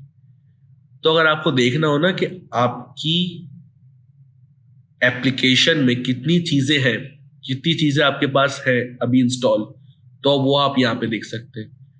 इसके बाद क्लास आपके पास आता है पैकेज.json। जितनी भी लाइब्रेरीज है, चाहे बूटस्ट्रैप हो, फायरबेस हो, जो आप इंस्टॉल करेंगे इस एप्लीकेशन के साथ, उसका वर्जन और वो पर्टिकुलर इंस्टॉलेशन आपके पास यहाँ पे ऐड हो जाएगी। अब मिसाल के तौर पे मैं बूटस्ट्रैप करता हूँ इस एप्लीकेशन में, तो यहाँ पे कॉमा लगेगा, यहाँ पे आएगा बूटस्ट्रैप, कॉपी करता हूँ, यहाँ पेस्ट करता हूँ, यहाँ पे क्लास आ जाएगा आपके पास बूटस्ट्रैप, और यहाँ पे बूटस्ट्रैप का जो करंट वर्जन चल रहा है वो आ जाएगा। तो अगर आपको देखना है ना क्लास कि आपके इस एप्लीकेशन में कितनी चीजें इंस्टॉल है, तो वो क्लास आप देख सकते हैं पैकेज.json के में। अच्छा, उसके बाद क्लास हमारे पास ये रीडमी की फाइल है, ये हमारे पास कुछ खास इसका कोई काम है नहीं। अच्छा क्लास, अब आते हैं हम गेट इग्नोर की फाइल पे। गेट इग्नोर में क्या होता है क्लास, अब आप देख सकते हैं कुछ node modules .pnp.js coverage build, ये सब चीजें। अच्छा क्लास, गेट इग्नोर में आप वो चीजें लिखते हैं जो आपको क्लाइंट को नहीं दिखानी। अब मिसाल के तौर पे मैंने आप लोगों से बहुत पहले कहा था कि अगर आप नोड मॉड्यूल्स को डिलीट कर दें, हटा दें, तो आपकी रिएक्ट एप्लीकेशन नहीं चल सकती।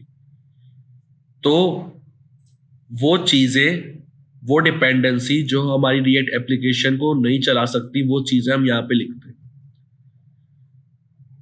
अब इसका क्या मतलब है क्लास के नोड मॉड्यूल्स के बगैर हमारी रिएक्ट एप्लीकेशन चलेगी नहीं, एप्लीकेशन ही चलेगी तो हमारा प्रोजेक्ट भी नहीं चलेगा। तो जो भी चीजें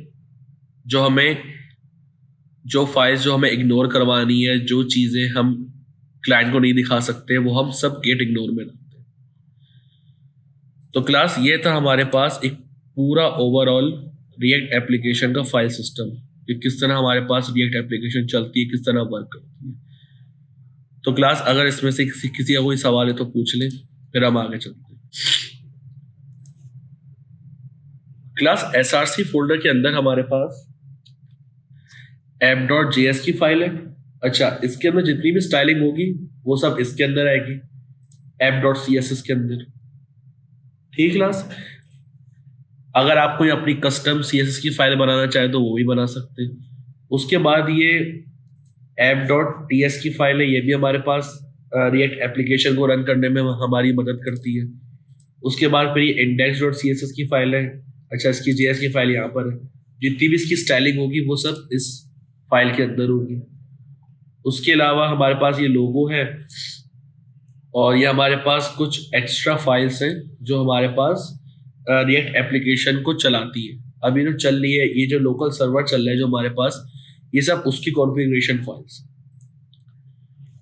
जी क्लास, ये अभी मैं सब कुछ बताऊंगा, CSS किस तरह लगेगी, स्टाइलिंग किस तरह होगी, फंक्शनैलिटी हम किस तरह करेंगे, सब बताऊंगा। लेकिन अभी जो इन्वायरमेंट है, जो रिएक्ट का जो इन्वायरमेंट है, उसको पहले समझे काम किस तरह से होगा, उसको फिर हम करते हैं। ठीक है। अच्छा क्लास, तो अभी हम लोगों ने अपनी पूरी रिएक्ट एप्लीकेशन देख ली कि किस तरह चीजें वर्क करेंगी। ठीक है, अब क्लास मुझे करना यह है कि इसको मैं हटाता हूं। मैंने डिव बनाया, डिव के अंदर क्लास मैंने बनाया एक h1। ठीक है, मैंने यहाँ पे लिखा hello my name is Faraz. ठीक क्लास, इसको मैं चेक करता हूं, मेरे पास यहाँ पे आ रहा है hello my name is Faraz. ठीक है, उसके बाद इसको मैं कॉपी करता हूं, पेस्ट। दूसरे में दे दिया मैंने हमजा, तीसरे में दे दिया मैंने अरसलान।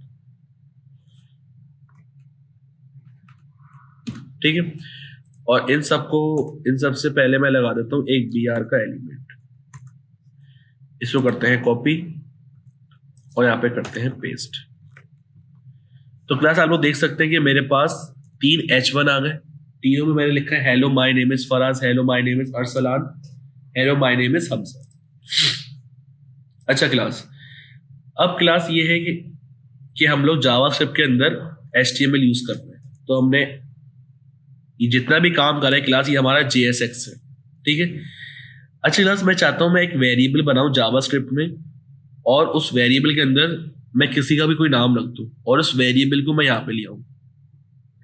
अब मिसाल के तौर पे मुझे जावास्क्रिप्ट में वेरिएबल बनाना है तो मैं बार लेट या कॉन्स्ट यूज करूंगा, कोई वेरिएबल का नाम रखूंगा और उसको वैल्यू असाइन कर दूंगा। फिर उस वेरिएबल को मैं चाह रहा हूं मैं यहाँ पे रख दूं और उस वेरिएबल में जो नाम लिखा होगा फराज, वो मुझे यहाँ पे मिल जाएगा। तो क्लास जब आप फंक्शन बनाएंगे उसके बाद आप रिटर्न का कीवर्ड लगाते हैं, सही है। तो क्या करेंगे, अगर आपको वेरिएबल बनाना है ना क्लास, तो इस फंक्शन के आप बाहर नहीं बना सकते वेरिएबल, आपको एरर देगा। आपको बनाना है फंक्शन के अंदर ही वेरिएबल। तो आप कैसे बनाएंगे, रिटर्न से पहले और फंक्शन के बाद। रिटर्न से पहले और फंक्शन के बाद आप बनाएंगे वार या लेट या कौन से। मैंने बनाया let name equal to Faraz. Class इतनी बात सबको समझ में आई। मैं जो वेरिएबल बनाऊंगा जावास्क्रिप्ट में वो फंक्शन के अंदर बनाऊंगा, ना ही फंक्शन के बाहर। क्लास अब मुझे क्लास करना ये है कि अब जाहिर सी बात है इस नेम वेरिएबल में फराज सेव है। अब इस नेम वेरिएबल को मैं कॉपी करता हूँ और यहाँ पे पेस्ट कर देता हूँ। तो क्लास मुझे क्या मिलेगा, जी क्लास जल्दी बताएंगे क्या मिलेगा मुझे। Hello my name is Faraz मिलेगा क्लास। अच्छा क्लास चलिए चेक करते हैं। मैं करता हूँ इन दोनों को कमेंट, सॉरी मैंने करा इन दोनों को कमेंट, इसको सेव करा। क्लास में जा रहा हूं, मेरे पास आ रहा है my name is name. Class हो क्या रहा है कि वेरिएबल तो बना हुआ है, लेकिन जब मैं उस वेरिएबल को अपनी JSX में यूज कर रहा हूं तो वो एज अ टेक्स्ट मेरे पास कंसीडर हो रहा है। तो क्लास हमेशा याद रखिएगा, जब भी आप कोई चीज बनाए जावास्क्रिप्ट में और उसको JSX में यूज करें। अब मिसाल के तौर पे ये जावास्क्रिप्ट का एक वेरिएबल है let name equal to Faraz. अब मुझे चाहिए hello my name is Faraz browser पे, लेकिन नेम को एज अ टेक्स्ट रीड कर रहा है। तो हमें तो पता है ये नेम एक वेरिएबल है, लेकिन ये वेरिएबल अभी है नहीं। वेरिएबल बनाने के लिए क्लास हम यूज करते हैं कर्ली ब्रैकेट्स। इस कर्ली ब्रैकेट्स का मतलब क्या है कि HTML के एलिमेंट में अगर कर्ली ब्रैकेट्स आ जाए तो मतलब जावास्क्रिप्ट यूज हुई है। अब मैं इस नेम को कॉपी करता हूं और यहां पे करता हूं क्लास पेस्ट। अब आप लोग देख सकते हैं ये जो नेम है ये थोड़ा ब्लू कलर से हो रहा है, अब ये व्हाइट कलर से नहीं हो रहा। इसका मतलब ये है कि अब ये वेरिएबल बन गया। इसको मैं सेव करता हूं तो आप लोग देख सकते हैं hello my name is Faraz आ रहा है। तो सिंपल कहने का मतलब ये है कि अगर आप कोई वेरिएबल जावास्क्रिप्ट में बना रहे हैं और उस वेरिएबल को अगर आपको HTML में यूज करना है तो आप कर्ली ब्रैकेट्स यूज करेंगे। अच्छा, उसके बाद मैंने यूज करा let name two equal to Hamza, ठीक है। उसके बाद मैंने कहा let name 3 equal to Arsalan, ठीक क्लास। अब मैं करूंगा ये कि हमजा और अरसलान को हटाऊंगा और उनकी जगह मैं लगा दूंगा JSX, और जो वेरिएबल मैंने ऊपर जावास्क्रिप्ट में बनाया वो JSX में पास कर दूंगा। कॉपी करेंगे, पेस्ट करेंगे। क्लास इतनी बात सबको समझ में आती है? कोई सवाल यहां तक? आप लोग देख सकते हैं मेरे पास नेम आ रहा है। देखें स्ट्रिंग हो या नंबर हो। अब मिसाल के तौर पे इन तीनों को मैं करता हूं कमेंट, ठीक है। मैंने बनाया पैराग्राफ, सॉरी पी का एलिमेंट बनाया क्लास। मैंने यहां पे करा the number of 10 and the addition of 10 and 5 is, अच्छा क्लास अब मुझे करना ये है कि यहाँ पे करना है 10+5। अब जाहिर सी बात है ये जो फंक्शनैलिटी है, ये जो एडिशन है, ये जावास्क्रिप्ट की मदद से हो सकता है, लेकिन यहाँ पे मैं कैसे कर सकता हूँ क्लास? कर्ली ब्रैकेट्स के थ्रू। मैंने लिखा क्या? The addition of 10 and 5 is, सिर्फ इतना लिखा है और आप देख सकते हैं मेरे पास ये आ भी रहा है। अब मुझे इन दोनों को प्लस करना है और यहाँ पे वैल्यू दिखानी है। तो अब जब प्लस करना है JSX के अंदर, जब मैं जावास्क्रिप्ट यूज करूंगा तो मैं कर्ली ब्रैकेट्स यूज करूंगा और मैं यहाँ पे लिख दूंगा 10+5। इसको सेव करके चेक कर लेते हैं, मेरे पास यहाँ पे 15 आ जाएगा। क्लास कहने का मकसद सिर्फ ये है कि कुछ भी चीज हो, अगर कोई चीज बनी हुई है जावास्क्रिप्ट के अंदर और अगर आप उसको HTML यानी JSX में यूज करना चाह रहे हैं तो कर्ली ब्रैकेट्स के थ्रू आप उस चीज को कॉल या फंक्शन परफॉर्म करवा सकते हैं। एक जनरल बात कर रहा हूं। अब मिसाल के तौर पे मैंने API से कोई डाटा मंगवाया जावास्क्रिप्ट में और वो डाटा मुझे अपने JSX में यूज करना है, तो वो भी मैं करवा सकता हूँ। ये तो सिर्फ एक वेरिएबल है, मैं बहुत सारी चीजें इसके अंदर करवा सकता हूँ, वो ऐसा ऐसा हम देखेंगे। क्लास यहाँ तक बात सबको क्लियर है? अच्छा क्लास, उसके बाद हमारे पास ये तो काम हो गया। इसको करता हूँ मैं कमेंट, इसको सेव करके चेक कर लेते हैं। अच्छा क्लास, अब मुझे करना ये है कि अब मुझे स्टाइलिंग लगानी है। अब मुझे स्टाइलिंग लगानी है। स्टाइलिंग लगाने के लिए हम लोग क्या करते थे, किसी भी एलिमेंट को क्लास या आईडी देते थे, फिर इसको CSS में गेट करते थे उस आईडी को और उसके ऊपर स्टाइलिंग करते थे। सेम वही कॉन्सेप्ट हमारे पास रिएक्ट में, लेकिन फर्क सिर्फ एक चीज का है।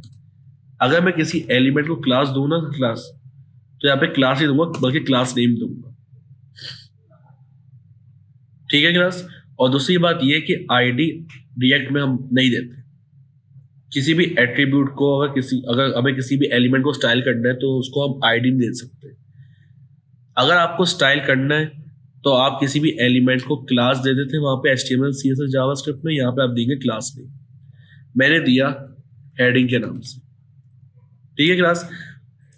क्लास मैंने करा ये कि मैंने इस H1 को, जो कि हमारे पास एक एलिमेंट था, उसको क्लास दी हेडिंग की।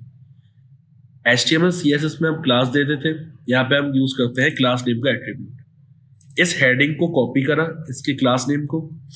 अच्छा क्लास, मैं यहाँ पर आया, इन तमाम स्टाइलिंग को मैंने हटा दिया। अब मैंने वहां पे दिया क्लास नेम हेडिंग, तो क्लास नेम डॉट से होता है और हेडिंग हमारे पास उसका नेम आ जाएगा क्लास नेम का। यहाँ पर क्लास मैंने करा कलर रेड। अब इसको सेव करता हूँ और यहाँ पे भी मैंने सेव करा। चेक करते क्लास, मेरे पास तो कलर आया ही नहीं। क्यों नहीं आया? उसकी वजह कौन मुझे बताएगा? नहीं, एक्सपोर्ट नहीं होगा। एक्सपोर्ट क्यों होगा? मोहम्मद असद ने कहा इंपोर्ट होगा। बिल्कुल सही होगा। क्या चीज इंपोर्ट होगी क्लास? क्लास हुआ क्या? देखिए, मोहम्मद असद ने कहा इंपोर्ट होगा। क्लास हो क्या रहा है कि app.js के अंदर मैंने क्लास दी किसी एलिमेंट को क्लास नेम हेडिंग। मैंने डॉट से उस हेडिंग को यहाँ पे गेट कर लिया और उसको स्टाइलिंग दे दी। अब ये अप्लाई इस वजह से नहीं हो रही क्योंकि इस app.js में मैंने app.css की फाइल का पाथ दिया ही नहीं। मैंने इस app.js में app.css की फाइल इंपोर्ट करवाई नहीं, तभी मेरे पास स्टाइलिंग नहीं आई। तो इंपोर्ट करवा लेते हैं। यहाँ पे ऊपर आता हूं, मैंने कहा इंपोर्ट। अब यहाँ पे इन्वर्टेड कॉमास लगा के मुझे वो फाइल का पाथ देना है। हमारे पास क्या फाइल का पाथ है? app.css। अब इसको सेव करके मैं चेक करूंगा तो मेरे पास यहाँ पे कलर अप्लाई हो जाएगा। क्लास ये वाली बात सबको समझ में आई? क्लास एक्सपोर्ट, देखिए एक्सपोर्ट तो ये पूरा फंक्शन हो रहा है। मुझे करना यह है कि अपनी app.js की फाइल को कनेक्ट करवाना है app.css से। तो मैंने करा कैसे? इंपोर्ट, और मैंने उस फाइल का पाथ दे दिया, app.css का पाथ दे दिया। तो अब हुआ क्या कि मेरी app.js कनेक्ट हो गई app.css से, तभी मेरे पास यहां पे स्टाइलिंग आ गई। अब मिसाल के तौर पे मैं इस दूसरे H1 पे आता हूं। दूसरे H1 पे आया मैं, मैंने इसको दी एक क्लास नेम हेडिंग 2 के नाम से, ठीक है। क्योंकि मेरी app.js की फाइल कनेक्ट है app.css से, तो स्टाइलिंग अप्लाई हो जाएगी। मैंने इसके नेम को करा कॉपी, सेव करा, यहां पर आके मैंने दिया डॉट से क्लास और हेडिंग 2 का वो क्लास नेम, यहां पे मैंने कलर दिया क्लास ब्लू। इसको सेव करेंगे तो क्लास आप लोग देख सकते हैं सेकंड H1 में मेरे पास जो हेडिंग थी वो कलर उसका ब्लू हो चुका है। इसी तरह मैं थर्ड पे आता हूं, इसको मैं करता हूं कॉपी, यहां पे करते नीचे पेस्ट, इसको दिया मैंने हेडिंग 3 क्लास और यहां पे मैंने दे दिया ग्रीन, ठीक है। अच्छा क्लास जल्दी से क्लास बना लेते हैं, हमने यहाँ पे क्लास बनाई नहीं है, तीसरे H1 को हमने क्लास दी नहीं है, हमने क्लास नेम दिया हेडिंग 3। इसको सेव करते हैं और आप लोग देख सकते हैं मेरे पास तीनों H1 अलग अलग कलर में हमारे पास डिस्प्ले हो रहे हैं। तो क्लास सिंपल ये कॉन्सेप्ट है हमारे पास एक्सटर्नल CSS अप्लाई करने का, कि आप किसी भी एलिमेंट को क्लास नेम दें और जिस फाइल पे आप हैं उस फाइल पे आप CSS फाइल का पाथ दें, जो मैंने यहाँ पे इंपोर्ट करवाया हुआ है। इंपोर्ट करवाया मैंने CSS की फाइल को, ये मेरी कनेक्ट हो चुकी है CSS की फाइल हमारी इस करंट app.js। यहाँ पे आके मैंने सिंपल स्टाइलिंग दे दी और उसने वो अप्लाई कर दी हमारी यहाँ पे। जी क्लास कोई सवाल यहाँ तक? अच्छा क्लास रिएक्ट में आप इनलाइन और एक्सटर्नल स्टाइलिंग दे सकते हैं। वैसे अगर मैं ये कहूँ HTML CSS जावास्क्रिप्ट में आप 3 तरीके से स्टाइलिंग दे सकते हैं, इनलाइन, इंटरनल और एक्सटर्नल। लेकिन रिएक्ट में आप इनलाइन और एक्सटर्नल दे सकते हैं, इंटरनल नहीं दे सकते। कैसे? अब हम लोगों ने एक्सटर्नल तो देख लिया कि किसी भी एलिमेंट को हमने क्लास दी और उसको हमने app.css में उसको स्टाइलिंग दे दी। अब मिसाल के तौर पे मैंने कनेक्शन हटा दिया, मैंने अपनी app.css की फाइल जावास्क्रिप्ट से हटा दी, तो उसका मतलब कनेक्ट भी नहीं हुई होगी और हमारे पास कोई स्टाइलिंग भी नहीं है। क्लास वाली बात आपको समझ में आई? अच्छा क्लास अब मुझे क्लास करना यह है कि अब मुझे लगानी है इनलाइन CSS एलिमेंट्स पे। तो करूंगा ये कि पहले तो क्लास नेम हटा दूंगा।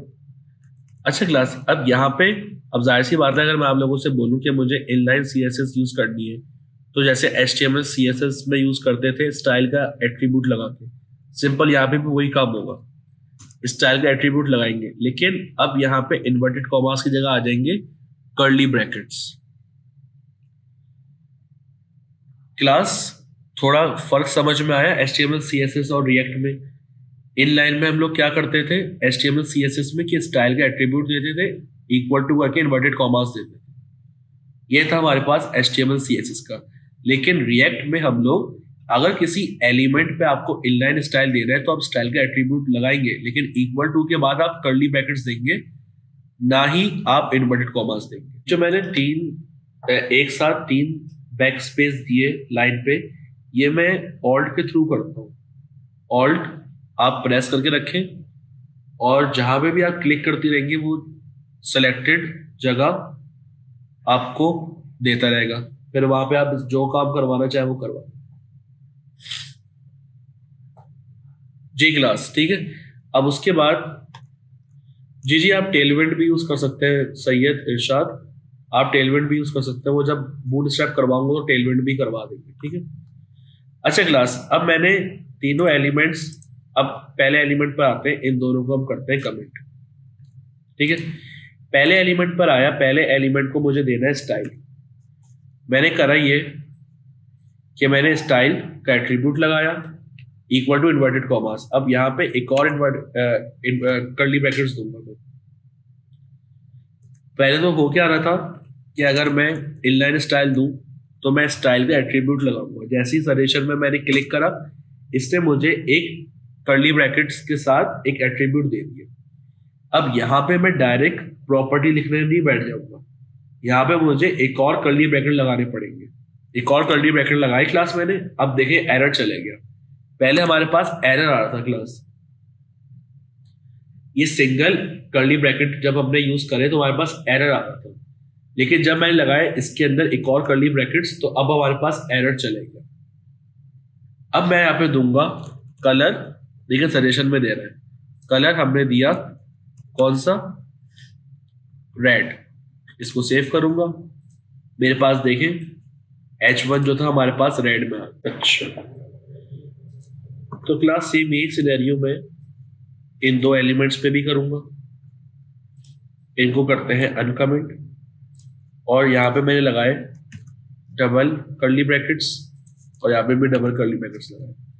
अब इन दोनों में मैं सेम चीज पास कर देता हूँ। मैंने ऑल्ट प्रेस करके रखा और यहाँ पे मैंने क्लिक कर दिया, तो ये दो सिलेक्ट हो गए। मैंने यहाँ पे दिया कलर, मैंने दिया पहले में ब्लू और दूसरे में क्लास ऑरेंज। ठीक है, इसको सेव करा तो आप लोग देख सकते हैं मेरे पास जो एंटायर रिजल्ट जो हमें चाहिए था वो हमारे पास आ गया। क्लास अज्ञाता कोई सवाल है तो पूछ ले। प्रोजेक्ट बनाएंगे नहीं, लेकिन आपसे बनवाएंगे। हम बना के तो दिखाएंगे कि प्रोजेक्ट किस तरह बनता है। यहाँ पर प्रोजेक्ट बना के दिखाएंगे भी और आपसे बनवाएंगे भी, ताकि आप लोगों की प्रैक्टिस होती रहे। ठीक है। सैयद इरशाद का क्वेश्चन है कि सर अगर बॉर्डर बॉटम हो, बहुत अच्छा सवाल है, इसको भी चेक कर लेते हैं। अब जैसे कि हमारे पास बॉर्डर रेडियस है, ठीक है। अच्छा, बॉर्डर रेडियस के लिए बॉर्डर भी बनाना पड़ेगा, तो चलिए एक काम करते हैं।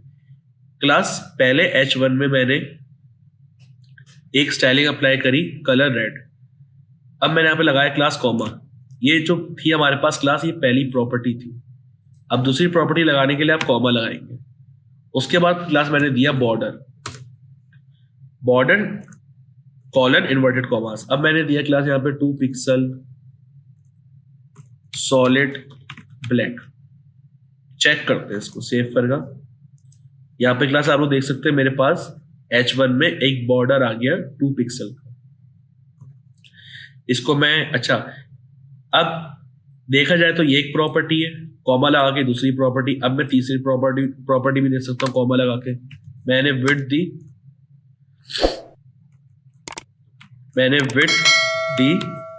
200 पिक्सल। इसको सेव करा तो मेरे पास, अच्छा 200 बहुत कम हो गया, मैं दे देता हूँ 400। क्लास इतनी बात सबको समझ में आई?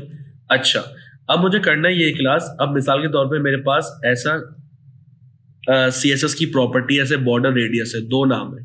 अभी तो सिंगल नाम है तो हमारे पास चल जाएगा। मैंने लगाया कॉमा लगा के बॉर्डर रेडियस। तो क्लास जो हमें जो ये CSS की प्रॉपर्टी दे रहा है वो कैमल केस में दे रहा है।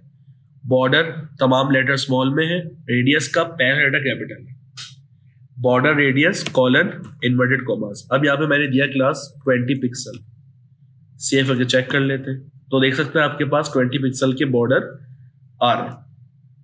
तो आप मल्टीपल CSS की प्रॉपर्टी दे सकते हैं, वो आपको सजेशन खुद ही देगा चीजों की। उमैर इमरान, आपको npm रन डेव नहीं करना, आपको npm स्टार्ट करना है। npm स्टार्ट करेंगे तब आपके पास वो जो लोकल सर्वर है वो चलेगा रिएक्ट। सारिम खान, आपको लास्ट वार्निंग है, प्लीज ऐसी बातें मत करें। यहाँ पर जो चीजें पढ़ाई जा रही हैं उसको काइंडली फोकस से पढ़ें, वरना बिला वजह आप इस ग्रुप से लीव कर दिए जाएंगे, निकाल दिए जाएंगे, तो फिर आपके लिए मसला होगा। तो प्लीज काइंडली थोड़ा कंट्रोल में रहें। क्लास याद है, बात सबको समझ में आई? ठीक है, अब क्लास करते ही हैं हम लोग कि हम लोगों ने स्टाइलिंग देख ली कि किस तरह स्टाइलिंग हम लोग किसी एलिमेंट पे करते हैं। वेरिएबल्स बनाना देख ली कि वेरिएबल्स को अगर हम बनाते हैं जावास्क्रिप्ट में तो JSX में किस तरह यूज कर सकते हैं। अच्छा क्लास, अब हमारे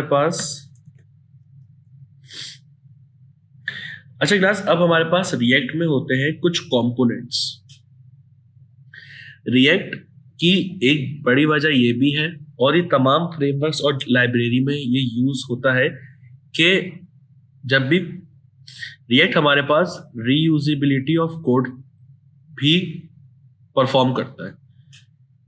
रीयूजेबिलिटी ऑफ कोड, और यही काम हमारा एंगुलर और व्यू में भी सेम वर्क करता है। अब मिसाल के तौर पे मुझे एक इनपुट बनाना है 10 पेजों में, मेरे पास वेबसाइट में 10 पेजेस हैं, 10 पेजों में मुझे इनपुट बनाना है, तो वो इनपुट का कोड मैं 10 पेजों में कॉपी पेस्ट करता रहूंगा या सिर्फ एक फंक्शन के अंदर वो इनपुट बना दूंगा और जहां जहां भी मुझे कॉल करवाना है उस पेज में वो फंक्शन कॉल कर दूंगा।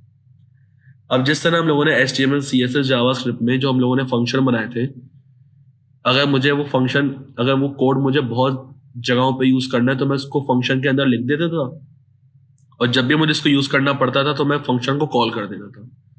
तो सेम सिनेरियो यहाँ पर भी है। अब मेरे पास वेबसाइट में 10 पेजेस हैं, 10 पेजों में मुझे एक पर्टिकुलर सेक्शन चाहिए, तो क्या 10 पेजों में मैं वो पूरा पर्टिकुलर सेक्शन का कोड कॉपी पेस्ट करता जाऊंगा या फिर उसको एक फंक्शन के अंदर रख दूंगा, और जब भी मुझे कंटेनर या उस सेक्शन की जरूरत पड़ेगी हर पेज में मैं उसको कॉल करवाता रहूंगा।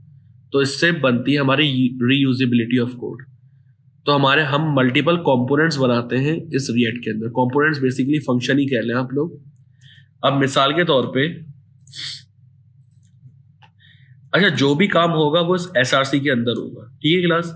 मैं इस SRC के अंदर आया और यहाँ पे एक फाइल बनाई input.js के नाम से, ठीक है क्लास। input.js के नाम से मैंने क्लास बनाई।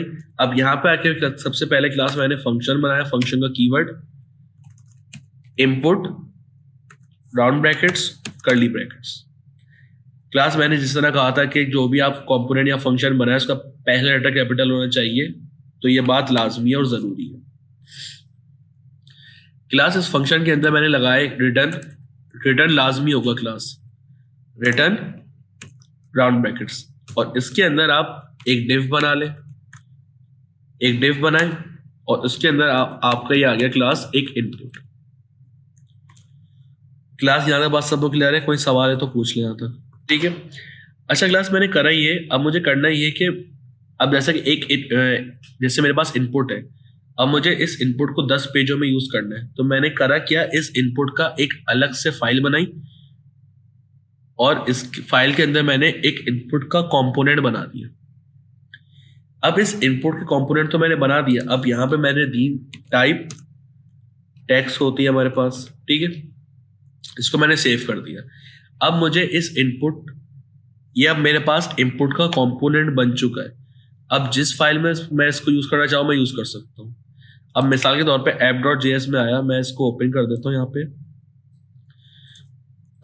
पहले मैंने इस पैराग्राफ को ओपन करा, तो आप लोग देख सकते हैं मेरे पास class the addition of 10 and 15 is 15, ठीक है। अब मुझे इसके नीचे इनपुट बॉक्स चाहिए। अब जाहिर सी बात है मैंने एक कंपोनेंट बना के रखा हुआ इनपुट का, अब यहाँ पे उसको कॉल कर दूंगा। कैसे करूंगा, सबसे पहले मैंने बनाया था एक input.js की फाइल, अब ये फाइल मैं app.js से कनेक्ट करूंगा, और कनेक्ट कैसे करूंगा क्लास, इंपोर्ट के through, import input from inverted commas में, अब उस फाइल का पाथ दे देंगे। ये रहा मेरे पास इनपुट। अच्छा क्लास मैंने ये नया काम क्या करा है, अब जाहिर सी बात है मैं किसी फाइल, जब मैं कंपोनेंट क्लास मंगवाता हूं ना एक फाइल से दूसरी फाइल में, तो मैं उस कंपोनेंट को एक समझ लें एक नेम में, एक वेरिएबल में सेव करवा देता हूं। अब इसका मतलब ये हुआ कि इंपोर्ट जो मैंने फाइल करवाई app.js में, इनपुट की जो फाइल मैंने इंपोर्ट करवाई, तो अब जो इनपुट है जो मुझे यूज करना है, इनपुट जो यहाँ पे यूज करना है इनपुट, मुझे अगर यहाँ पे यूज करना है तो मैं इस वेरिएबल के थ्रू करूंगा। इसका मतलब ये हुआ कि इनपुट वेरिएबल फ्रॉम फाइल का पाथ। अब इस फाइल में जो कुछ भी है ना वो यहाँ पे इस वेरिएबल, समझ ले ये वेरिएबल है, इसके अंदर आके सेव हो चुका है। अब सिंपल करूंगा ये कि इसको करा कॉपी, नीचे आया, अब यहाँ पे मुझे कंपोनेंट बनाना है क्लास। कंपोनेंट बनाने का तरीका क्या है class, curly left angle bracket, जो आपने नाम दिया है वही नीचे नाम, स्पेस देके सेल्फ क्लोजिंग टैग कर देंगे क्लास उसको। इसको सेव करके चेक कर लेते तो आपके पास यहाँ पे इनपुट आ गया। क्लास दोबारा देख लेने वाली बात, मैं किसी भी नाम से कर सकता हूं, मैं इसको ABC के नाम से भी कर सकता हूं, अब इस फाइल के अंदर जो कुछ भी है ना वो इसके अंदर आके सेव हो चुका है। इसको मैंने करा कॉपी, यहाँ पे आके अब मुझे एज अ कॉम्पोनेंट app.js में शो करवाना है इनपुट। तो कॉम्पोनेंट बनाने के लिए लेफ्ट एंगल ब्रैकेट, जो भी आपने ऊपर जिस भी वेरिएबल से सेव करवाया उसका नाम abc, और स्पेस देकर सेल्फ क्लोजिंग टैग में इसको बंद कर देंगे। तो ये होता है कंपोनेंट को कॉल करवाने का तरीका, ना ही abc और राउंड ब्रैकेट्स लगाते हैं आप लोग। क्लास वाली बात सबको समझ में आई?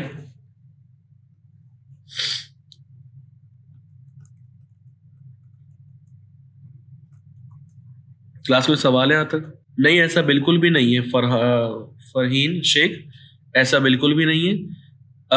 हम अगर मैं चाहता तो app.js के अंदर ही मैं इनपुट का फंक्शन बना सकता था, लेकिन समझाने के लिए मैंने ये काम करा। ठीक है, अब मिसाल के तौर पे मैंने इसको कॉपी करा, ठीक है, और मैंने इसको हटा दिया, इसको भी हटा दिया, इसको भी हटा दिया। मैं नीचे आया, इसके अंदर मैंने इसको पास कर दिया। ठीक है, एक फाइल के अंदर मेरे पास app.js है, ठीक है, और दूसरी उसी फाइल के अंदर मेरे पास एक और कंपोनेंट बना हुआ है इनपुट का। ठीक है, अब इस इनपुट को मुझे यूज करना है। अच्छा, मैं इसको सेव करके दिखा दूं, अभी मेरे पास इनपुट शो नहीं हो रहा। ठीक है, अब मुझे ये इनपुट जो कि एक कंपोनेंट है मुझे app.js के अंदर यूज करना है। तो यहां पे सिंपल मैं इनपुट को बुलाऊंगा और सेव करवा दूंगा। अच्छा, ये जो इनपुट है ना क्लास, ये इनपुट अब ये फंक्शन का इनपुट का नेम है। ये क्लास में क्या कर रहा था, मैंने अलग से फाइल बनाई और उस अलग से फाइल में मैंने फंक्शन को रख दिया, इस कंपोनेंट को रख दिया। अब जब मुझे किसी फाइल में जरूरत पड़ेगी तो मैं इंपोर्ट करवाऊंगा किसी भी नाम से। लेकिन जब एक फाइल में आप कंपोनेंट बना रहे हो और उसी फाइल में आपको अगर एक्सेस करना है तो आप फंक्शन के नेम से उस चीज को एक्सेस करो। अब मैंने सेव करा, मैंने ब्राउजर पे गया, देखें मेरे पास इनपुट आ गया। तो या तो आप अलग फाइल में कंपोनेंट बनाएं या उसी फाइल में बना लें, आपकी मर्जी। लेकिन बेस्ट प्रैक्टिस जो डेवलपर्स जो फॉलो करते हैं वो ये करते हैं कि भाई जो भी कंपोनेंट बनाना है अलग फाइल में बनाओ, app.js में मत करो। बिल्कुल, मैंने इसलिए कहा था कि जो भी फंक्शन कोई भी कंपोनेंट बनाओ उसका पहला लेटर कैपिटल रखो, तभी आपके पास वो कंपोनेंट या कोई वो फंक्शन रेंडर होगा, वरना वो एरर देगा। बिल्कुल, ये जो हमारा ऐप का जो फंक्शन है ना क्लास, ये हमारा मेन है। इसके अंदर जो कुछ भी होगा ना, अब एक फंक्शन है उसके अंदर बहुत सारी चीजें। अब ये फंक्शन उठ के जा रहा है इस index.js में। यहाँ पे वो फंक्शन को इंपोर्ट करा और इंडेक्स में जो डिव बनाया हुआ है उसको जो आईडी दी हुई रूट, उसको गेट एलिमेंट से कॉल करा और उसके अंदर ये फंक्शन वाला ऐप डाल दिया, ये वाला। तभी हमारे पास जो मेन होता है वो हमारे पास ये app.js की फाइल होती है। इसके अंदर जो कुछ भी चेंजेस करेंगे वो जाएंगी इसके अंदर और वो आपको फिर index.js में यहाँ पे आके वो चीजें ऐड होंगी और वो आपको ब्राउजर पे डिस्प्ले होगी। अब मिसाल के तौर पे अब क्लास मुझे करना यह है कि इस इनपुट के बाद मुझे एक बटन भी चाहिए। अब बटन तो या तो सिंपल मैं बना सकता हूँ या फिर से कंपोनेंट भी बनाऊं। तो क्या करा मैंने, इसके अंदर आया, एक और मैंने फाइल बनाई button.js के नाम से। ठीक है, बेस्ट प्रैक्टिस ये है कि जो आप कंपोनेंट बनाने के लिए जा रहे हैं उसके लिए अलग फाइल बनाए, उसको अलग कंपोनेंट बनाए, app.js के अंदर मत बनाए। ये बैड प्रैक्टिस होती है। यहाँ पे क्लास मैंने फंक्शन बनाया बटन के नाम से,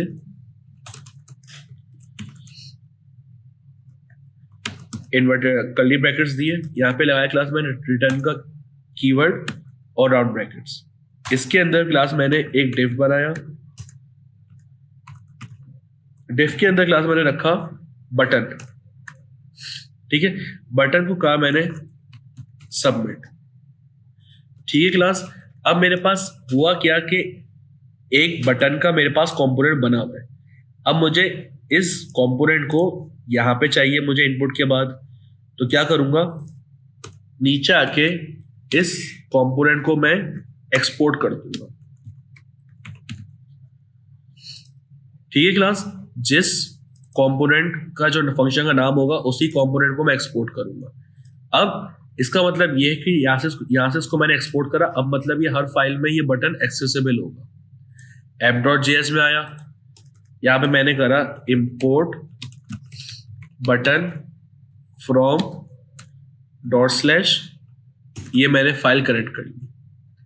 अब सिंपल क्या करें, इसको कॉपी करें और इनपुट के नीचे आके इसको यहाँ पे पेस्ट कर दें। इसको सेव करके चेक करेंगे तो आपके पास यहाँ पे बटन आ जाएगा। मैं दोबारा एक्सप्लेन कर देता हूँ एक्सपोर्ट इम्पोर्ट का। देखिए डिफरेंस क्या है पैकेज जेसन में और पैकेज लॉग जेसन में। देखिए पैकेज जेसन में जो भी आपने पैकेज, जो भी मतलब आपने डिपेंडेंसी इंस्टॉल की होगी, बूटस्ट्रैप हो गया, फायरबेस हो गया, टेलविंड हो गया, व्हाटएवर, जो भी कुछ होगा उसकी जो डिपेंडेंसी है वो आपको यहाँ पे शो होगी। अब जैसे कि इसके अंदर बाय डिफॉल्ट रिएक्ट इंस्टॉल है, रिएक्ट डॉम क्या चीज़ है वो आगे पढ़ेंगे, ये भी इंस्टॉल है। अब मिसाल के तौर पे मैंने इसके अंदर मैं आता हूँ वापस फोल्डर में, मैंने यहाँ पे CMD खोला, ठीक है। अब मुझे यहाँ पे क्लास बूट, अब मुझे इस प्रोजेक्ट के अंदर बूटस्ट्रैप को ऐड करना है, अभी बूटस्ट्रैप ऐड नहीं है, तो मैं क्या करूंगा npm इंस्टॉल बूटस्ट्रैप, एंटर। अगर आपको बूटस्ट्रैप अपने सिस्टम में, अपने प्रोजेक्ट में इंस्टॉल करनी है तो npm इंस्टॉल बूटस्ट्रैप करते हैं। अब इसकी तमाम जितनी भी फाइल्स है ये इंस्टॉल हो चुका है, ठीक है। इसको मैंने बंद करा, यहाँ पे आप देख सकती हैं पैकेज.json में आऊंगा, ये देखें आपके पास ये बूटस्ट्रैप आपके पास यहाँ पे ऐड हो गई। पैकेज.json में जितने भी, पैकेज.json बताता ये है कि जितनी भी डिपेंडेंसी, जितनी भी चीजें हैं, क्या क्या चीजें आपके पास इंस्टॉल हुई हैं, वो सब चीजें बताता है। अब मुझे पता चल गया कि मेरे इस प्रोजेक्ट के अंदर, इस ऐप के, रिएक्ट ऐप के अंदर बूटस्ट्रैप है मेरे पास, ये बताता है पैकेज.json। पैकेज लॉग जेसन क्या बताता है, उसकी तमाम डिटेल्स बताएगा, उसका वर्जन, उसकी वो कौन सा सपोर्ट करता है, किस चीज पे वो चीजें बनी हुई है, उसकी तमाम कॉन्फ़िगरेशन उस पर्टिकुलर डिपेंडेंसी की हमारे पास पैकेज लॉग जेसन में होती है। डिपेंडेंसी कौन सी इंस्टॉल है ये पैकेज.json में पता चलेगा, और जो डिपेंडेंसी उसके बारे में जो कॉन्फ़िगरेशन, जो उसकी चीजें हैं वो हमारे पास पैकेज log.json में। ये फाइल इतनी इंपॉर्टेंट नहीं है, लेकिन जो फाइल इंपॉर्टेंट है वो है पैकेज.json, कि हमारी जो रिएक्ट ऐप है उसके अंदर कौन कौन सी डिपेंडेंसी इंस्टॉल है। अभी हमारे पास बूटस्ट्रैप इंस्टॉल है, इसी तरह मैं टेलविंड करूंगा, इसी तरह मैं फायरबेस करूंगा, तो वो भी हमारे पास यहाँ पे एड ऑन होती रहेगी। तो क्लास ये वाली बात आपको समझ में आई। अच्छा क्लास, अब मिसाल के तौर पे मैंने बटन का कंपोनेंट बना के रख दिया, अब मैं app.js में इसको यूज कर रहा हूँ, तो क्लास मेरे पास यहाँ पे एक बटन मिल रहा है, मैं चाहता हूँ 3-4 आ जाए, तो इसी को कॉपी कर दें, पेस्ट पेस्ट पेस्ट पेस्ट, मैंने सेव करा, 6 मेरे पास बटन आ गए, और 6 बटन आप देख सकते हैं मुझे यहाँ पे भी मिल रहा है। अब जाहिर सी बात है, आपने एक फंक्शन बना के रख दिया, एक कंपोनेंट बना के रख दिया, अब आप उसको जितनी दफा कॉल करते रहेंगे वो उतनी दफा आपको बटन बना के देता रहेगा। जी क्लास, कोई सवाल यहां तक? अच्छा क्लास, उसके बाद अब हम चलते हैं कहां पर, इनपुट हो गया, बटन हो गया, ठीक है। अच्छा क्लास, अभी आप लोग देख सकते हैं, अच्छा class sir import export clear नहीं हुआ, जरा दोबारा देख लेते हैं उसको, इन सब चीजों को हटा देता हूं मैं।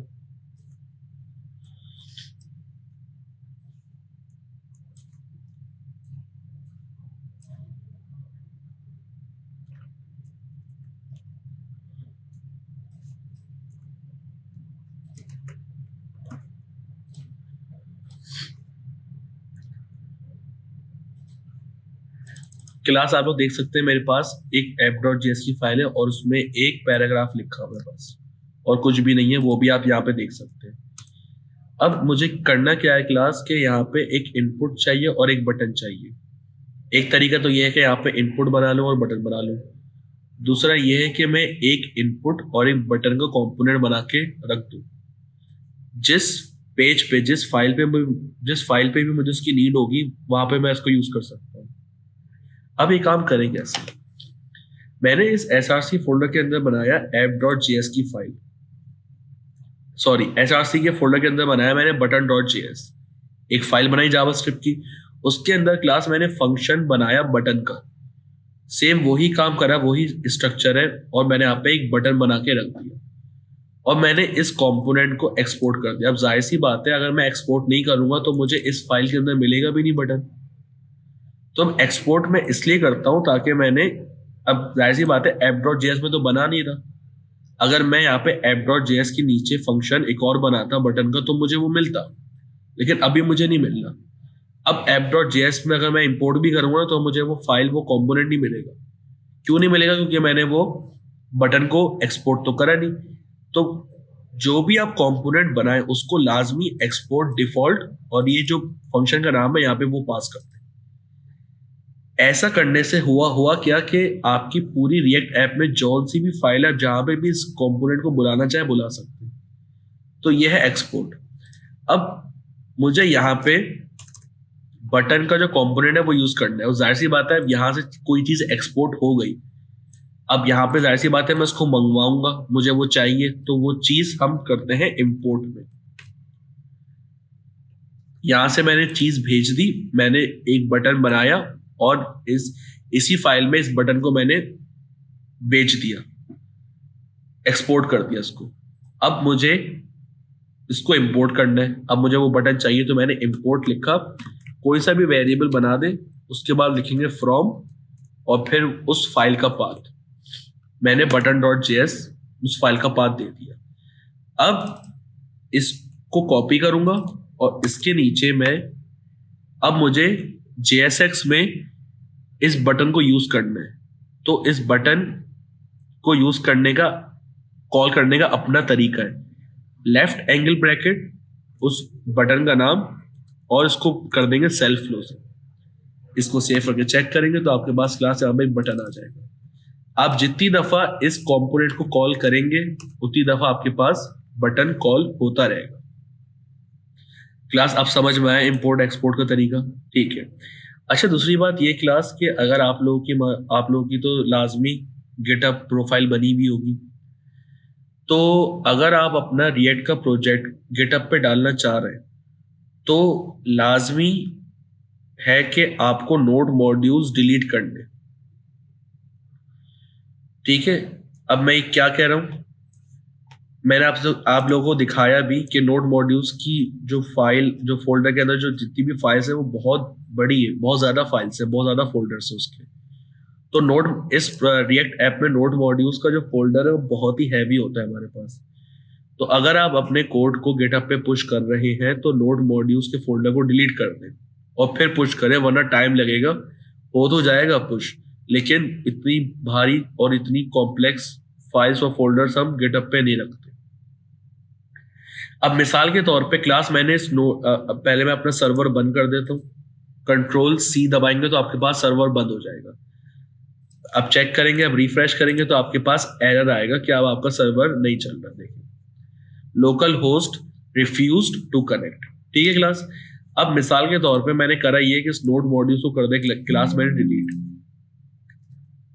अब ये थोड़ा टाइम लेगा डिलीट होने में, लेकिन मैं आपको एक दफा करके दिखा देता हूं कि नोड मॉड्यूल्स हमारे पास क्या काम करते हैं रिएक्ट में। जैसे कि मैंने आप लोगों को बताया स्टार्टिंग में कि नोड मॉड्यूल्स हमारे पास बहुत ही इंपॉर्टेंट चीज होती है। नोड मॉड्यूल्स अगर हमारी रिएक्ट ऐप में नहीं होंगे तो हमारी रिएक्ट एप्लीकेशन वर्क नहीं करेगी, रन नहीं करेगी। ठीक है, तो अभी ये नोड मॉड्यूल्स डिलीट हो जाए तो मैं आपको दिखाता हूँ। अब देखिए क्लास, ये डिलीट होने में भी बहुत टाइम ले रहा है। इससे आप अंदाजा लगाएं कि ये कितनी बहुत कॉम्प्लेक्स और बहुत ही लार्ज फोल्डर हो गई।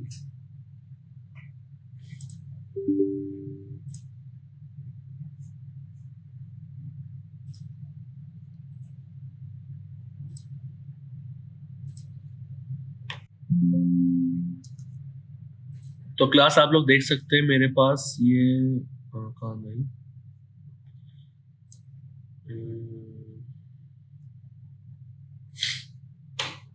क्लास आप लोग देख सकते हैं मेरे पास नोड मॉड्यूल्स कंप्लीटली अनइंस्टॉल हो चुके हैं।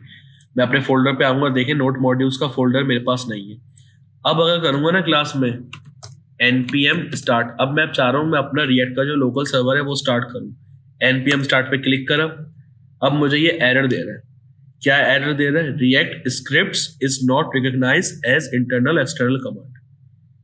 अब रिएक्ट स्क्रिप्ट उसको मिल नहीं रही। रिएक्ट स्क्रिप्ट ही आपका लोकल सर्वर है क्लास, लोकल सर्वर आपका चलाता है रिएक्ट स्क्रिप्ट। अब जाहिर सी बात है नोड मॉड्यूल्स नहीं है, उसकी फाइल नहीं है जो उसको चला सके लोकल सर्वर को। तो क्लास अब हमारे पास हो गए नोड मॉड्यूल्स डिलीट। अब आप अपने इस कोड को पुश कर देंगे और इन केस अगर आपको नोड मॉड्यूल्स अब डाउनलोड करने तो आप करेंगे ये, आप एक कमांड चलाएंगे npm i। क्लास आप लोग चलाएंगे अगर आपको नोड मॉड्यूल्स अपने प्रोजेक्ट में अपने रिएक्ट ऐप में इंस्टॉल करने हैं तो आप npm i लिख के एंटर कर देंगे। तो ये क्या करेगा, npm i की कमांड आपके नोड मॉड्यूल्स दोबारा से इंस्टॉल कर देगा आपके रिएक्ट एप्लीकेशन के अंदर। ये थोड़ा सा टाइम लेगा क्लास, लेकिन आपके नोड मॉड्यूल्स ये इंस्टॉल कर देगा। क्लास में फिर दोबारा दोहरा दूं इस बात को कि ये जो चीज़ें हो रही है ना क्लास, ये जो डिपेंडेंसीज, ये जो कमांड्स इंस्टॉल हो रही है, ये विदाउट नेट के पॉसिबल नहीं है। तो आपका इंटरनेट कनेक्शन बहुत अच्छा होना चाहिए, तभी आपके पास ये सारी चीज़ें वर्क करेंगी।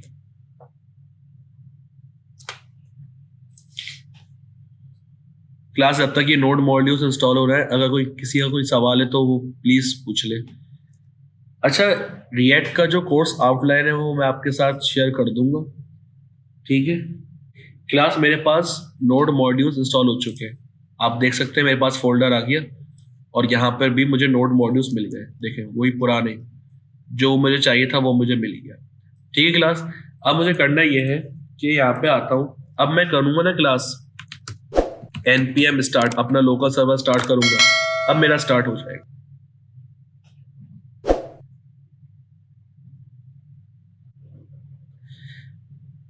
तो क्लास आप लोग देख सकते हैं मेरे पास लोकल सर्वर स्टार्ट हो चुका है। तो क्लास यहाँ तक बात सबको क्लियर है? कोई सवाल है तो पूछ ले, फिर हम क्लास को एंड करते हैं।